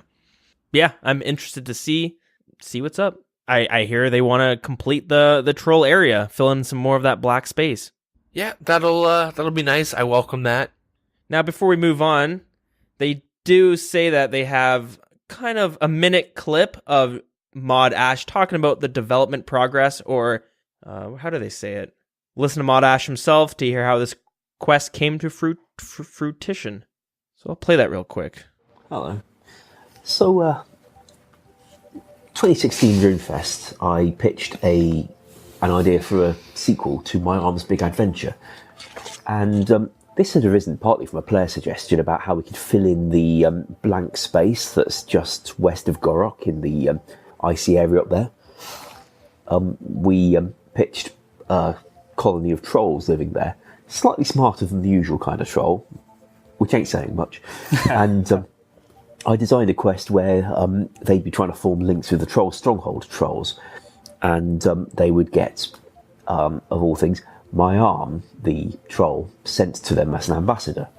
Of course, my arm is not a very smart troll, as you may remember from that previous quest. My arm is quite useless. And, Oh, cut pretty abruptly. But anyways, so a little look into the thoughts of the quest. Although I feel like questing now, I feel like, has made such huge leaps on how well the storytelling has been since with Dragon Slayer 2 that I'm kind of hoping this is on par with maybe not as epic of a story, but well written. No more of these like kind of silly childish jokes. Some of the other quests you'll do them and you're like, I didn't need to read any of this. The whole quest was built up for one stupid joke that wasn't funny. Yeah. So hopefully it's I don't know. I would like for some of the questing to have a more serious tone. A lot of quests take a more serious tone, but I don't know. I feel like they have a good chance to continue with the lore being kind of an intense and have some darker sides of it. Anyways, yeah. New quest. Cool. Yeah. Pretty excited. I wonder, like, they keep setting the bar higher and higher. I wonder if, like, they're going to push it again with this quest, or if it'll be a good quest, but not like, Dragon Slayer 2 good or something. Just like a filler quest. Yeah. I do hope they make it. They try to aim towards a Dragon Slayer level of telling the story. Again, it doesn't have to be as epic as Dragon Slayer 2 was, but RuneScape in general, both games, have some of the most unique questing system when it comes to MMORPGs, where it's an actual story. It's not go here, kill this. It's there are like, I guess there are fetch quests, like one small favor, but like, yeah, most MMOs have like, you turn your brain off, you put on like a podcast or like a YouTube or something or Spotify. I don't know. You put on music and you just like, nice, just did 18 quests here. I'm gonna move on to the next zone. Yeah, it's basically how you level. Whereas questing in this, you're playing through an actual storyline. Yeah. So it's pretty cool. I do like new quests, even though sometimes I kind of just spacebar right through it. But since Dragon Slayer 2, it's made me actually care more about the lore that's actually going on with it, because that quest was so well written and the cutscenes were pretty good. The everything involved was just, yeah, like you said, they stepped the game up with that one. Yeah. So I guess that's it for the news, but not it for, I guess, talking points. All right, so things that kind of might be interesting to talk about within the community. First things first, on the website twitch.tv, if you're unfamiliar, it's a website you can go to and watch people playing different games. One of them is RuneScape.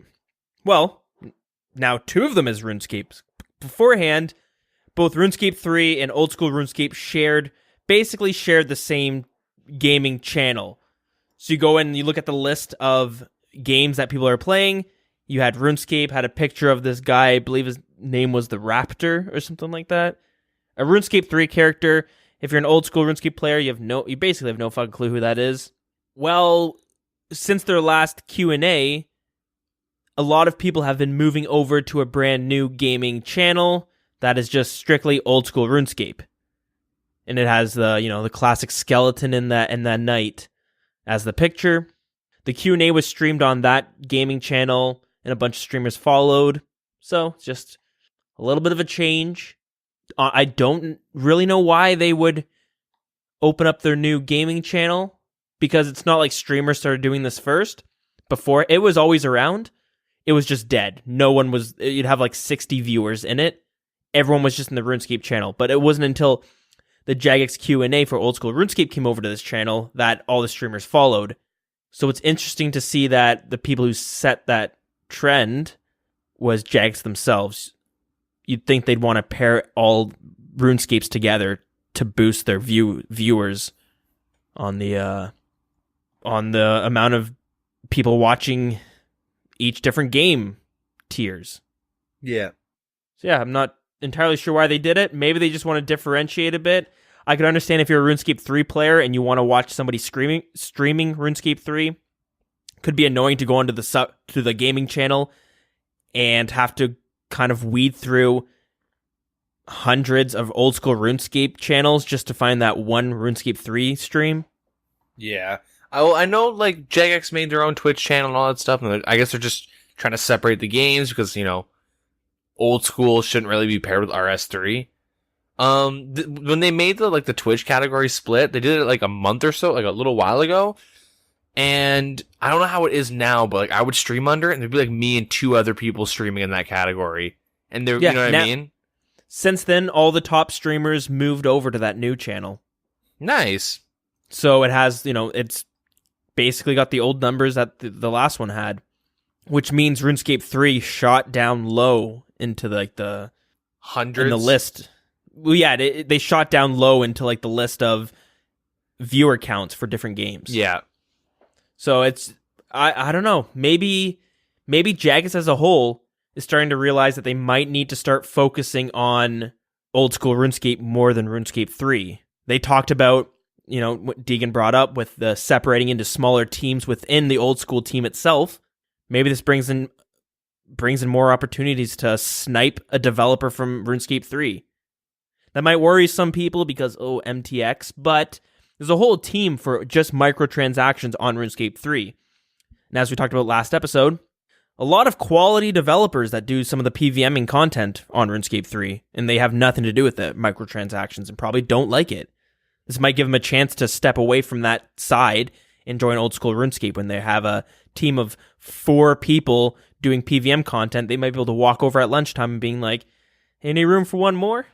Anyways, speaking of old school RuneScape, splitting from RuneScape 3 on Twitch, a while back, there was a bit of I was going to say announcement, but no, it wasn't really an announcement. It was an accidental leak to some information on possibly a new MMO being designed by Jagex.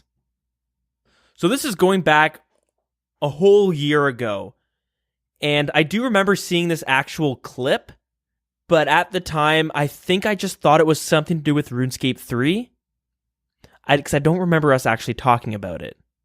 Anyways, I'd seen something this week about a new MMO Jagex was looking to create.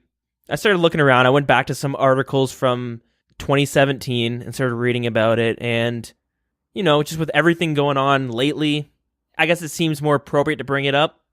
So in the past, probably well aware of it, but Jagex has tried time and time again to come out with a new golden egg. Is that the word I'm looking for? Golden goose? Something that isn't a complete flop. Yeah. Jagex has tried multiple times to come out with the newest RuneScape, as in RuneScape made them a lot of money. It made it from two brothers making the game to a whole company with hundreds of employees. So they've tried with FunOrb, which was a website where you could play various games that they created, like Arcanist Online. There's a bunch of other games. I'm not going to go through them all again. I don't want to pull up the list. Anyways, it didn't end up making them money at all. Arcanist Online was pretty fun for when it came out. I remember playing it, but eventually it was just costing them too much money. I also remember hearing or reading that some of the head people in head office were really pushing developers to come out with these brand new games like every week for FunOrb. And it just caused a lot of games to be a big flop. They didn't have time to actually work and make quality games. And then also they had, before RuneScape 3 was a thing, Jagex was developing a new MMO. It was supposed to be a futuristic MMO. And for the longest time, it went by the name as Mechscape. And eventually the actual name for the game came out, which was going to be Stellar Dawn. And everyone kind of assumed, and from what people were led on to believe, was it was going to be the idea of RuneScape somewhat, but in the future. And it was more going to be based on like choosing different classes. Maybe you could be a mechanic or an engineer. Maybe you could be a pilot for something.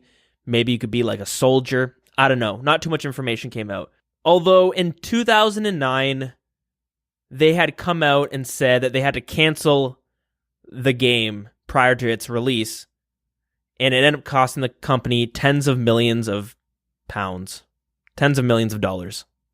Or billions of Canadian dollars.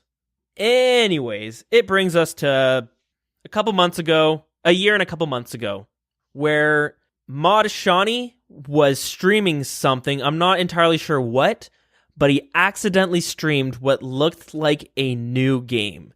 This game was labeled as next gen. It looked like a fantasy medieval game similar to RuneScape and RuneScape 3.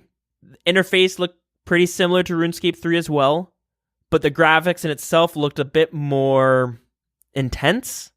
Is that a good word to use? I don't know. Maybe. We'll use that for now. Yeah, a bit more intense, more hardcore looking. I don't know. So here's the video of that actual leak from back in May in 2017. You don't see a whole lot. You only see it for a couple seconds, but you can hear the reaction of the Jmods as they realized they accidentally was showing the video on a live stream, or they were actually showing the game on a live stream. So you're not missing too much. It's basically all just a black screen after they show the first couple seconds of that new game, and then you can hear the reaction. It's all audio, so you're not missing anything from the actual video, but here it is. And I'll see you on Monday, and I hope to see the screenshots of some of the stuff that you do in-game. Take care, and have a good one. Bye. Oh, wait. Oh my god. Oh my god. Why was that a preset? Oh my god. Oh. Oh my god. Oh my god. Oh my god. Oh my god. Oh my god. Ooh. I'm about to lose my job. I'm about to lose my job. I'm about to lose my job. Nah, man. That... You think he lost his job? Oh shit, I'm about to lose my job. Oh shit. Ooh. Oh shit. Oh shit. I'm about to lose my job. Don't panic. That nothing's going to come of that. That's ridiculous. All right, so there's a majority of the clip there. A lot of dead air. I felt probably wasn't good to play all of it. But it's basically just what you just heard on repeat. And as you can tell, there was a pretty big reaction from accidentally streaming it. So, I guess the question is Jagex developing RuneScape 4? The game was labeled as next gen. The graphics looked a lot more, I guess, realistic when it as in compared to RuneScape 3, and especially old school RuneScape. What do you think? I'm kind of worried. I don't know, like, if this is like they're gonna like abandon RS3 for this game. I feel like RS3's player base is at its lowest point ever, and Yep. I feel like they're hoping that they all migrate to this new game or to old school, which makes me think that I see free to play MMO, and you're like, okay, there's microtransactions, obviously, but how bad are they gonna do it with this one? It's hard to say. I am not excited really for it. I'm like, oh, for fuck, like, I'll play it day one. I'll play it, but I really won't put in time. I know what's gonna happen to it. It's really hard to say. So, as you mentioned, and this was something I was going to bring up afterwards, but we'll just talk about it now. RuneScape 3 this week, or I guess last week, hit the new lowest player average since November 2017. So the average for that week in November 12th, 2017. The week ending of November 12th, 2017 had an average of 21,997 players. Last week, the average was 21,528 players. So they've hit a new record low. So with this, if the new MMO is coming out, I see there's two things. It can either be one, riddled with microtransactions, and just hoping it's just this new thing people come into. And if they have microtransactions from the beginning, you can't really complain. They've always been there. They're part of the game. The big reason people complain about RuneScape 3 is because for the longest time, it never had microtransactions. And now you look at it, it's flooded. So it could either be like that, or maybe there's so many people actually spending money on microtransactions in RuneScape 3 that they're worried if they take it out, they might actually get some of those whales quitting the game. That's a possibility too. I've never really considered, right? Yeah. So they have a lot of people leaving the game because of microtransactions, but they might have gone too deep with it where they can't really remove all of it without pissing other people off. So maybe this new game is a kind of a fresh start for them. That's the other side I could see. Is them being like, okay, we'll do RuneScape 4, which is going to have RuneScape 3, like the everything that RuneScape we all love about RuneScape 3 will be in that RuneScape 4. I'm just going to call it RuneScape 4, but they have it labeled as next gen. And we can leave out the microtransactions, and hopefully all the people who are leaving RuneScape 3, instead of going to old school RuneScape, and that game might not be able to hold them because maybe the grind's too intense, maybe the graphics aren't good enough, maybe it's too, some of the stuff is too tedious to do.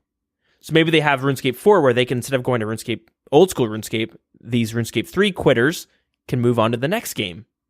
Yeah, I don't know. If next gen is like a completely separate MMO from like the Gielinor universe, if they're completely separating it, I don't really know. Like, I feel like everything fails because they try, like Chronicles of RuneScape or whatever, Chronicle RuneScape Legends, whatever, was like the last one to kind of fail. And I feel like they kind of just like would tag on RuneScape as like a drawing point. You know what I mean? Like that was the gimmick, was like, hey, it's like a RuneScape related game. But by doing that, it's a double-edged sword. You're going to have RuneScape fans coming to try it out, but RuneScape itself is kind of it's got a stigma to it, right? Well, like, I'm not like talking about like the social aspects. Like usually at the game, like they try to make like a RuneScape-esque, Hearthstone-esque game, but like it didn't work. Like, they try to shoehorn like a art style or like maybe not so much of an art style, but like, the whole RuneScape brand in places where it really shouldn't be, like snapbacks. My point was that, my point was that as many people who are checking out this RuneScape card game, because it's RuneScape, there's just as many, if not more, people who are refusing to try the game out at all because it has the label RuneScape. And they're like, I'm not fucking play that game 10 years ago and the game sucks. Yeah, but my main point is that like they use RuneScape as a crutch to try and boost their other games that just aren't good. Right. I don't know about that whole mech game. I never played it. Funorb they never came out with anything. It just died before they could actually bring it out. Oh, okay, yeah. Funorb was fun. It had the same. It was pretty pay to win though. Like you bought that membership shit on Funorb, and like when you played Arcanist, like you would like you'd stomp people who didn't have it easy. But yeah, typically everything seems to fail. They don't. I mean, I guess evidently RuneScape 3 is failing. So I'm not really too sure. I'm assuming as the game dies out, they're going to start, putting mods on the old school team and onto this next game, which next gen is a horrible fucking title. That's an MMO. No, that was probably their placeholder name. Yeah. If you remember, Blizzard had this, not a leak, but a little bit of an announcement for this new FPS MMORPG, and it was called Titan Project. Yep. And years later, Titan Project never comes out, but what does come out is Overwatch, which is what Titan Project turned into. Yep. So, yeah, we'll see what happens with this new project. Regardless, I mean, if it does come out at some point and I'm like aware of it, I'll obviously give it a try, but I'm not like going to wait for it. I'm not excited for it. In fact, I'm kind of like, this is why they're bleeding RS3 dry. They probably just think they'll all like try this new game out. And then, like, 2 months in, once the player base starts to dwindle off, Squeal of Fortune comes out. I feel like it's going to be either really great or really bad. Yeah, I feel like I don't really know what kind of model are they going to be bringing, because they don't have much experience with, like, the typical traditional MMO model, which is, fetch and kill quests, and, you pick up 30 quests, complete them in 10 minutes, and turn them all in. Yeah, that's why I think it has the possibility of being really great, where they've really got something great with RuneScape. If they took some of the best aspects of it and they made that like the foundation for this new game, you keep the questing system similar. You know what I mean? Yeah, well, the main thing that makes RuneScape really good is that it has like 30, 40 different grinds, and they're all very different most of them are very different from each other. But if you look at RS3, they've all turned into the same type of AFK, where you look at last time I checked, there's probably better methods and more AFK methods, but bonfires for fire making, vines for wood cutting. I don't know. There's probably other shit like that, but they turn like everything into like an AFK type, like it's similar types of grinds, and like that's kind of like what makes Old School so nice is that the grinds are very different. If you compare like I guess like fishing and wood cutting are similar, but like you compare fishing to thieving or like fletching to mining, like they're all very different. Yeah, generally, like. I mean, on average, the grinds are just different, and that's what makes the game kind of fun. You get bored of one grind, you just go to the next. And so if they keep that kind of a mindset where they make a lot of really interesting grinds, that like, you know, I mean, grinds in itself aren't really like interesting, but even like different or like refreshing with like how you interact with like the game itself. Yeah, I don't know.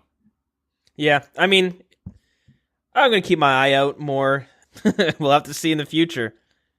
Keep your eyes out. They could really have something good, or they could have, who knows, maybe they're not taking the best things of RuneScape, and maybe they're going to look at World of Warcraft even more and take the things that people love about that game and try to do a Jagex version of it. In all honesty, though, if I had to guess, I think it's just like RuneScape 4. Like literally like a RuneScape 4. Yeah, I don't think they're going to be making a whole new MMO. They've been burnt so many times on that. If I had to guess, it would just be RuneScape like 4. Yeah. But yeah. Okay, and the last thing that I wanted to mention was I saw a interesting topic get brought up on the subreddit by Lord Gozerd 2. He made a post and it got pretty popular, got sent to the front page, and it was talking about with all the new weapons Old School RuneScape has got since 2013, and the tier that they're all sitting at. And it has something we've been touched on briefly before, but this just kind of puts everything into perspective a little bit. So we've talked about power creep a bunch, and how people are very worried about power creep. If you're wondering what power creep is, it's that as the game progresses, stronger and stronger items come out, and eventually, if you do it too fast, the reason people are worried, because if you do it too fast, we could be at level 99 gear, you're going to need 99 attack to wield this new weapon, and how hard is it going to hit versus the tier 95 that just came out a couple months ago, let's just say. RuneScape 3 got into that problem, which is why they had to revamp everything.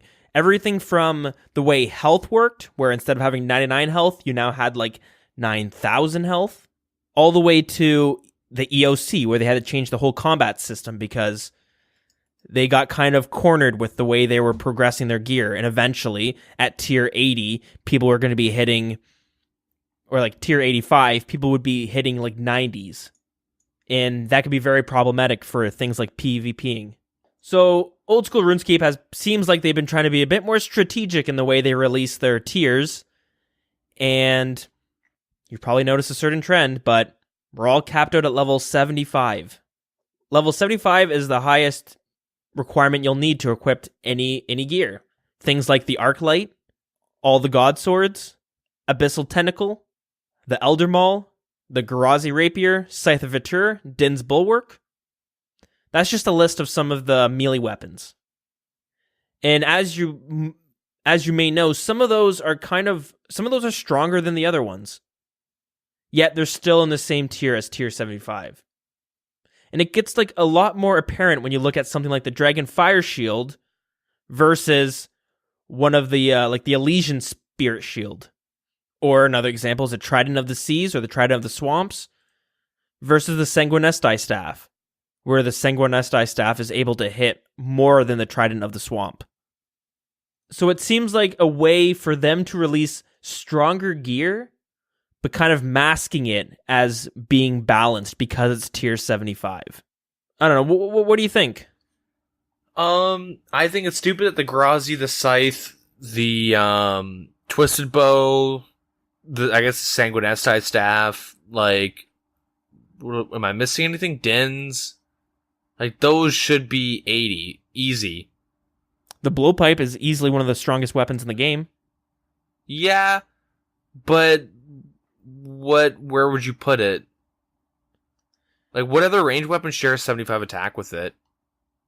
See, that's the problem where they just it seems to be way too strong for tier 75, even though we don't have, and that's part of the thing is a lot of these fill a section in the tier 75 gap. The Justichar's armor was the newest melee tank armor. We don't have that for tier 75. No matter how good it is, it can fill that slot for tier 75. Right? Yeah.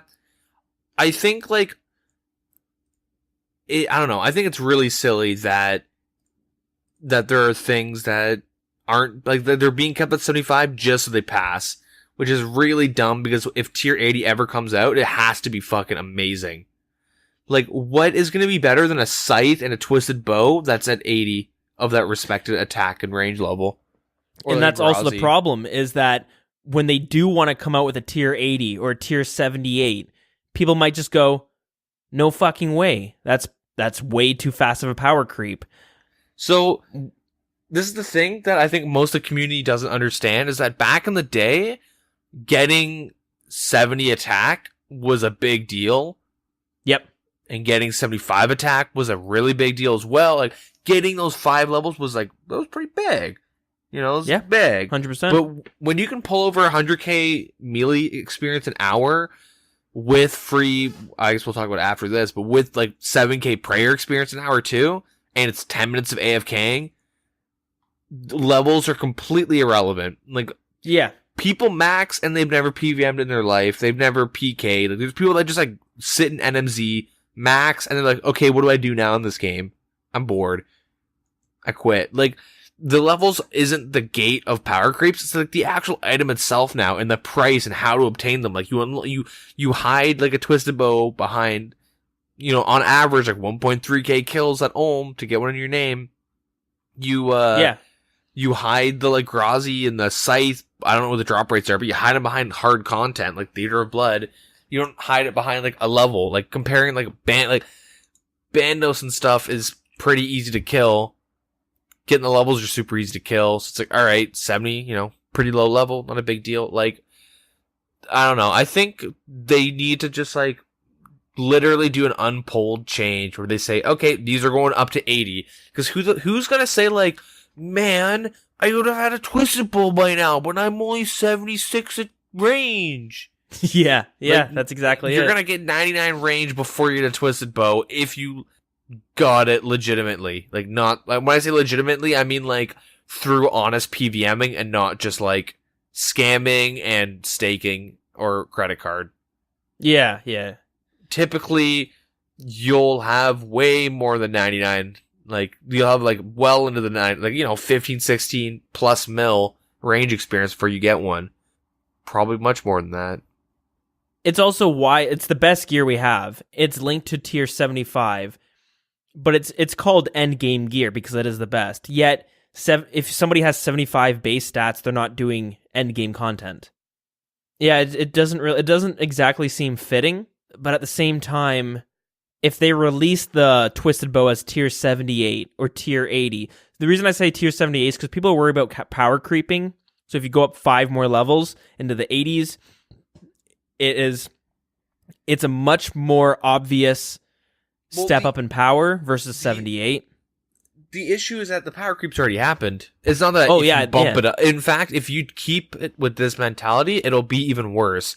Because now people will say, well, why is this better than a blowpipe and a twisted bow? How are you going to make this better than both of those items? What's going to make me want to choose this over either of those items in a general situation? Because typically, you're using a blowpipe at 75 range to kill everything. Yep. If you have 1.2 bills to spend, and you're killing something with a high magic level, you're going to use a twisted bow. And then if you're like, or like having like, you know, you need the distance or the offhand or whatever, you're going to bring like an AC B. But Armless crossbow. Yeah. So what are you gonna like? What item could they make that is not only better than all of those, but also at 80? And you're like, fuck. And then what about 85? And then 90? Then like what? Like 93? I mean, like, you know, they'll probably like I would rather have 10 items at 99 that are just like niche things. I'd rather have like a Grazi and a Scythe be at 99 attack and all that stuff than have them at like 75, because like it's, you could have items better than another item at the same tier. That's totally fine. But the issue is like when you have to go up.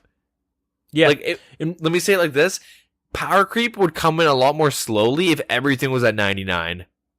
So like if you compare, okay, good example, I think. You look at full black armor, you know? And then you add 10 levels of that, look at Mithril. It's so much better than black. Then you add 10 more levels Addy, and then Rune, like way better than that, you know? Mm-hmm. But now look at Bronze and Iron. They're both level 1, one's just slightly better than the other. Yeah. Like, it's just apply that mentality, but to 99, I guess. Because at this rate, what we're going to be seeing is what we had seen in the past that happened to the Serpentine helmet, where the Serpentine helmet used to be way better than what it is now. But they had to nerf it because it was just way too strong at its level that they said, if we ever want to bring out another helmet, it's just not possible. Not possible with this Serpentine helmet being as good as it is. It had like really good defense stats. It had really good, had tied for the, or maybe it was even better in strength bonus than the Helm of Nietz. It's not. It also had effects where it would venom other people that damaged you. Venomed or poisoned. So they had to nerf it hard, and now you barely see it. You see it when you need to tank something. Or you just don't want to get venomed. Or you don't want to get poisoned, and you don't want to I only ever use it for Zulrah. Yeah, okay. Which isn't optimal, but I'm too fucking lazy to bring an anti-venom. I'm too lazy. I'm not going to do it. So there it is, yeah. And now it brings the Helm of Nietz, it's not, is back to being like the go-to helmet. Yeah. So, okay, here's my thing. We have, okay, Xerix was a cave, like, you know, you got some swampy boys in there, right? You got some crocodiles, you got some lizards. Crocodiles don't live in caves, do they? Well, like, it's swampy. Okay. A little swampy. Yeah, okay. Yeah, fair enough. Swampy. A couple of swampy boys up in that cave. And then we have Theater of Blood, which is, you know, edgy vampires. Yep. Then, like, what's next? Like, demon shit, right? Lesser demons, grayer demons, black demons. I would assume maybe some demonic stuff. I think we're pushing for a desert. Maybe a desert, but so I only bring this up because you mentioned it in the past how RuneScape takes a lot of it's just like straight ripoffs like RS3 stuff. Yeah, probably like an hour ago I think I mentioned it. Yeah, so yeah, I'm referring to like today. And if we're gonna like go up a tier, like let's just use range as an example. Like you're not gonna come up with another bow because we have Kraw's bow, but like you're not gonna come up with another bow because like if you're gonna have the two-hand something, you're gonna probably use a blowpipe or the twisted bow. You know, like you have like a super magic bow that attacks like no, it doesn't make sense. Not gonna have like another blowpipe because that's weird. So, like, you're going to make a crossbow. You're going to make a new crossbow, right? Yeah, that seems fitting. Or, yeah, something else maybe even. Hand cannon. Yeah, I don't know. Some pistols. Give me an op. You know, give me that Asimov op. Give me some CSGO skins. Some scouts. Scouts and knives. If we're going to copy RS3, tier 80 is the chaotic crossbow, which you get through Dungeoneer. Same with the rapier, but we already have the Grazi rapier. Yep.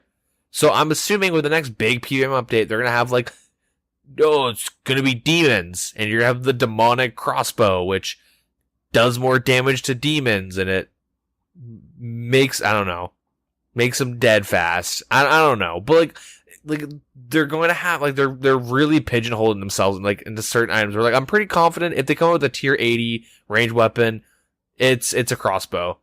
Because they can't really do anything at this point. Like, they're done. Because if they do a blowpipe or another bow, like, those have to be fucking amazing. But they can add, like, they added the Dragon Hunter crossbow, which, like, you know, it filled the niche, which is good. It's a good item. But, like, if they want, like, an upgrade from ACB, it's got to be, like, the Chaotic crossbow, and it's got to be fucking good. It's got to have, like, as much range as, like, a ballista, you know, and it's got to have a really cool spec where it lights them on fire. I don't know. But it just worries me that they're like, this is like the one issue with like community voting on updates is that they're making bad decisions because we're all so stupid. Well, that's the thing. We don't develop a game, and a lot of us, we vote selfishly. And Jagex, it prevents Jagex from looking at the long-term effects of these things, and they have to look at the short-term. How do we get these items into the game now? Not in a year from now, what can we bring to the table that's going to be a step up from this?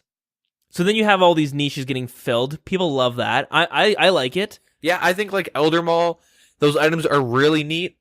I understand having same tier weapons like if they fill different niches, but it's also a problem at the same time because you're going to have a bazillion different weapons that only fill one area of the game. They have one specific use, and if that use ever becomes dead content, then, like, you know, what now? Do we have to keep bringing out good dragons that drop well because the Dragon Hunter crossbow needs to always be able to kill the next... for them? You know what I mean? Yeah. Has to be able to kill endgame monsters. Yeah. Is every raid going to have a undead dragon in it, and then you're going to have a demon in it, so that these arc lights and the Dragon Hunter crossbow just don't become useless items? I don't know. It's tricky, but... Yeah, I still think the community... Okay, like, I don't know. The average person, like, if you, like... I don't know, the average person, like, doesn't really care too much. It's just, like, Reddit really does care. And the thing is that... Reddit has the most, like, dedicated players because you're going to a third-party website to discuss the game you play. Yeah, and that's where they take all their opinions from. But you can see the community flip-flop on things all the time. So with this post, like, I've never really had that much of an opinion on, like, the tiers. I've always been like, yeah, I mean, it's a little silly, right? Like, having everything at 75. But I never really cared. But then after you bring it up, it's like, nah, it's a pretty big problem. And then, like, once, if they do make some changes and people are like, oh, this is kind of good. All right, well, let's rework the whole tier. Like, people, like, will go to the complete extremes and, like, you know what I mean? They want to change everything. Mm-hmm. And I think Jagex is like, we'll just play it safe. We're going to just put everything at tier 75. They've talked about putting things at tier 78. Like, we were going to put the Sanguinets at 78, but we didn't want to do that. It's like... Well, because people were pissed. People see 78 and they go, whoa, whoa, whoa. I don't want no power creep coming into this game. But they don't realize that... They don't realize it has a +1 max on the Trident. They don't realize it has a Guthan's effect attached to it. Like, that's the like actual definition of power creep. Where, like, the downside is that it costs more to use. Okay, but it's still way better. It's like, you know, come on. Yeah, exactly. And people get kind of... They get, like, blindsided because, oh, it's tier 75. All right, that's not power creep. But at the same time, you can't not have power creep. You need to have it. It just needs to be put in at a healthy rate. And at this point, I think it's like, people act like it hasn't been put in the game, but it very clearly has. Like, obviously, like, there's just better items, and, like, the only thing is that people just, they don't, like, realize it, maybe? I don't know, like, they don't know as much of, like oh, well, like, maybe they assume if it's at, like, if they were to make a blowpipe or, like, the twisted bow at level, like, tier 80, like, I'm saying all of this implying they don't touch the stats at all. Yeah. If they were like, oh, it's tier 80, let's raise the stats, of course I'm gonna be like, that is the dumbest fucking thing I've ever heard. You put the blowpipe at 60 and make it really shitty. You know what I mean? Like, if you're gonna do that, just, like, if you're gonna buff and nerf depending on the level, like, that's a really bad way to balance, like, solely on the level. You know what I mean? It's a tough one, but as everything else, we'll have to wait and see what happens, right? Yeah. Well, they have dedicated teams, so maybe they have one dedicated to they have one dedicated to listening to the community and doing quality of life. So I want to see what will come of that specifically. But anyways, that is basically everything that's been going on this week, which means time to bring up some of that good old-fashioned lore.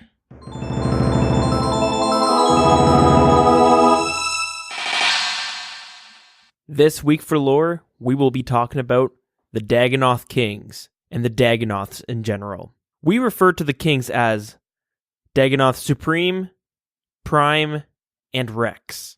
Dagannoths seem to live near and around the Northern Ocean. Dagannoths seem to act similar to the Calphites. There is a Queen Dagannoth, and when she dies, a new one replaces her. The Dagannoth Kings are somewhat of a mystery, but their purpose seems to be to protect the Queen. They were first discovered during the Third Age, when they began attacking Relica. Luckily, the Fremniks were able to repel their attacks and drive them into surrounding caves. They were referred to as sea monsters for a long time, until the Fremniks began calling them Daggermouths, which later would evolve into Dagannoths. It is believed that Fremnik soldiers who were killed by the Dagannoth Kings had their equipment taken from them and brought back to the nest, where the kings would keep their gear as treasure. And at this moment, this is all the information we currently know about the Dagannoths. Before we get on out of here, we had a suggestion sent in this week on our Discord from the user, That's Johnny. And he says, so I was just thinking it would be cool if you guys had a Q&A segment added to the podcast where fans can ask you guys questions. Just a thought. Which got me thinking, we do have episode 100 or 99 if we want to go with that one. But we do have that episode coming up pretty soon. That's a pretty big milestone to hit. So maybe we'll have a little special going on for that episode. We'll have to discuss it more this week though, but next week we'll probably come up with more details. But I don't know if you guys have any questions you want to ask us about whatever. It doesn't have to be like RuneScape related either. Maybe send them in, but next week we'll come out with more details on that and maybe figure out what we want to do for our episode 100 or 99. But anyways, that being said, if you do have any questions or anything you want to talk about, or you want to let us know your thoughts on some of the stuff that's going on in RuneScape, you can do that by reaching us on Twitter at TheWildernessRS. Our Facebook is facebook.com/TheWildernessPodcast. Our email is TheWildernessPodcast@gmail.com. And we have a clan chat in-game, which is WildCC, so you can come on and hang out and do some bossing, learn some bossing, or just shoot the shit and do whatever. Or PKing, whatever it is. And we also have a Discord if you want to join that. A link is posted on both Twitter and Facebook. If you click it, it will bring you right to the server. But besides that, I think that's everything for this. What do you have to drop on us? Twitch for DNRS. That was sloppy. Twitch and Twitter DNRS. Getting faster and faster with that every time. So our song of the week, going back to our suggestion from last week, was from the Dolphin on Discord again. And he said, I'm just going to say the comment again, because why not? Jolly R. Used to jam out to that when I was skilling board back in the day. And luckily, the wiki has a brief musical analysis for this one. Very brief, though. Jolly R. This track has a tempo of 160 and is in the key of D minor. I feel like whoever's making these probably overcommitted on some of them and felt like a sentence was good enough for this one. Yeah. Anyways, this song is unlocked on the North Dock of Brimhaven, and it is composed by none other than Ian Tyler.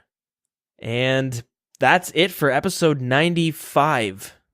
Damn, that sounds so weird. What's that? Sounds so weird. We're getting up there. 95. We're going to be in triple digits soon. Yeah, I know. Unreal. It's funny because when I listen to a podcast, and even with our show itself, I always find pre-episode 100, it's like in its infancy still. Yeah. And then at 100, it's like cemented. It's all right, though. We're getting there. Thanks so much for listening. Next week, 96. I think I already said that. Yeah, have a good one. Take care, everybody.